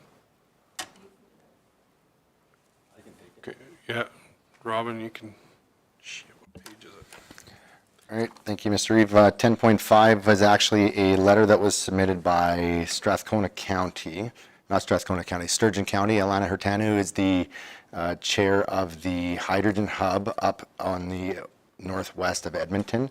As a part of FCM's AGM in Toronto, there has been a growing movement amongst rural municipalities within Alberta to have a unique experience and breakout room that focuses specifically on the Alberta Advantage, coming from a very rural perspective. This would be showcasing energy production, resource development, ag, you name it, and to really maintain a focused opportunity to advocate and promote what makes Alberta great. There has been a real focus on having it be led by rural, which is why Sturgeon County has taken the lead on this. They're requesting that any municipalities, any rural municipalities that are able to contribute, I think that their minimum budget is about $60,000. They've raised almost $40,000 already, and are looking for any contribution that the county might be willing to make to help to take advantage of the fact that we'll have 2,000 municipally elected leaders from all over the country that come with some misunderstandings about what Alberta represents and does, and this is a good opportunity to be able to tell our story. So with that, the letter was attached as well, and if there are any questions, I can try to answer them, but for the most part, we're just presenting what they've asked us to. Shane? Free Robin. Why wouldn't RMA be back to all the municipalities, that they're just asking for certain ones? it went out to, as far as I'm aware, that the letter went out to all rural municipalities, but if it was RMA actually sending out the funding, it would be a membership vote. This is being spearheaded by a municipality that recognizes the value in advocacy, and some municipalities recognize that and others don't. And so this is just, Sturgeon would likely be one of the more aggressive advocacy-based municipalities in the province, especially on a rural side. And so they're just wanting to lead by example and get the ball rolling. So they're great. It's this similar group is behind trying to get tours of the oil sands next year as a part of the Calgary conference. Where, you know, having it as an industry supported, like we're talking about big thinking people. A constant challenge of ours is trying to inform misinformed people from all over the country who think that Alberta is just a bunch of rednecks that don't give a rip about the environment, that don't do things in a responsible way, who don't govern appropriately and responsibly. And so our biggest role is to educate and to help to inform. And that's what we do every day on the board. And this is an opportunity to do this with the general membership. Again, 2,000 people will be there. The Edmonton room in Quebec City had about 700 people that came through. And so that is, they're giving communities the opportunity to be involved how they can.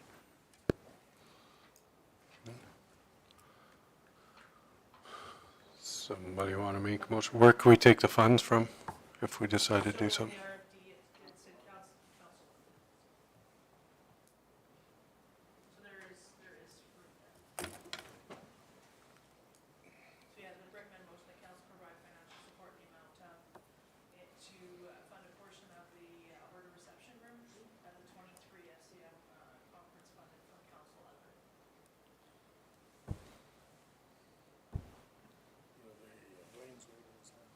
I don't hear him. Speak up a little bit. I was just going to ask, is there a chance now, or is it probably too late, obviously, because to partner with, our neighbors, and maybe we can all throw in a little bit of money, or have they been approached, or? Every member of RMA has been. I know there's a pile that are voting on it this week. They've raised, I think it was just shy of 40,000 to date, but they put the letter out. The last day of RMA was when the letter was mailed out, and so some meetings are just getting to that point right now. Yeah. Dustin? Well, just going off of what we do on the Ag Service Board for things to this regard, when we sponsorships, we sponsor about $1,000 on an average. So I would motion to do that, to do a $1,000 sponsorship towards it. Yeah. Well, there's a lot of municipalities. If everybody threw $1,000 in, they'd have more than enough. Any other questions on that? Keith? So what's the, so we're going to put forward a motion to contribute more than 1,000? No, he's saying 1,000. That's a motion is for $1,000. How much do we have available? Like, can we? We can give whatever we want. He just started the. We can change that. I don't care. I just made a starting point. So in the letter, it shares that, I believe that Sturgeon is putting in 10. Yeah. And so they're asking others to contribute, and it's 60,000, or how much did you say approximately? Sorry. For the room in total? They need about 60 to 60. make it fly. Yep. Like if we could give them even 2,500, if they could get another dozen with that, we'd be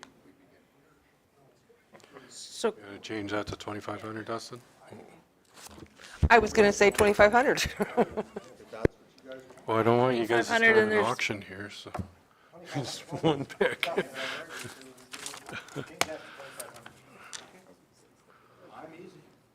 All right, so we have a motion on the floor for 2,500.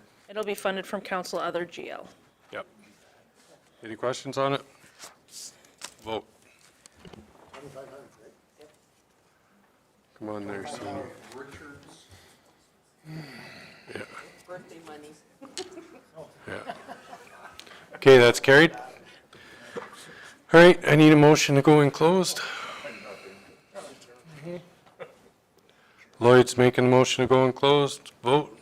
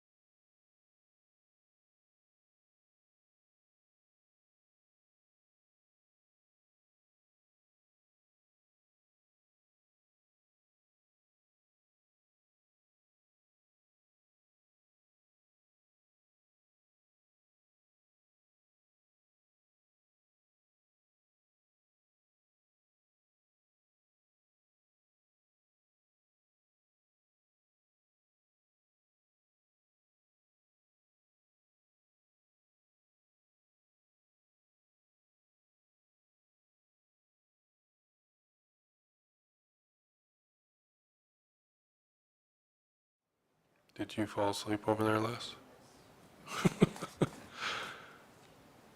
No, she froze to death. Cooling off, I thought. Oh, boy. Okay. Raise your hands. Carried. All right, I need a motion for, motion for the IDP or ICF position. Keith is making that. Everybody knows what it is. Vote. Show of hands. It's carried.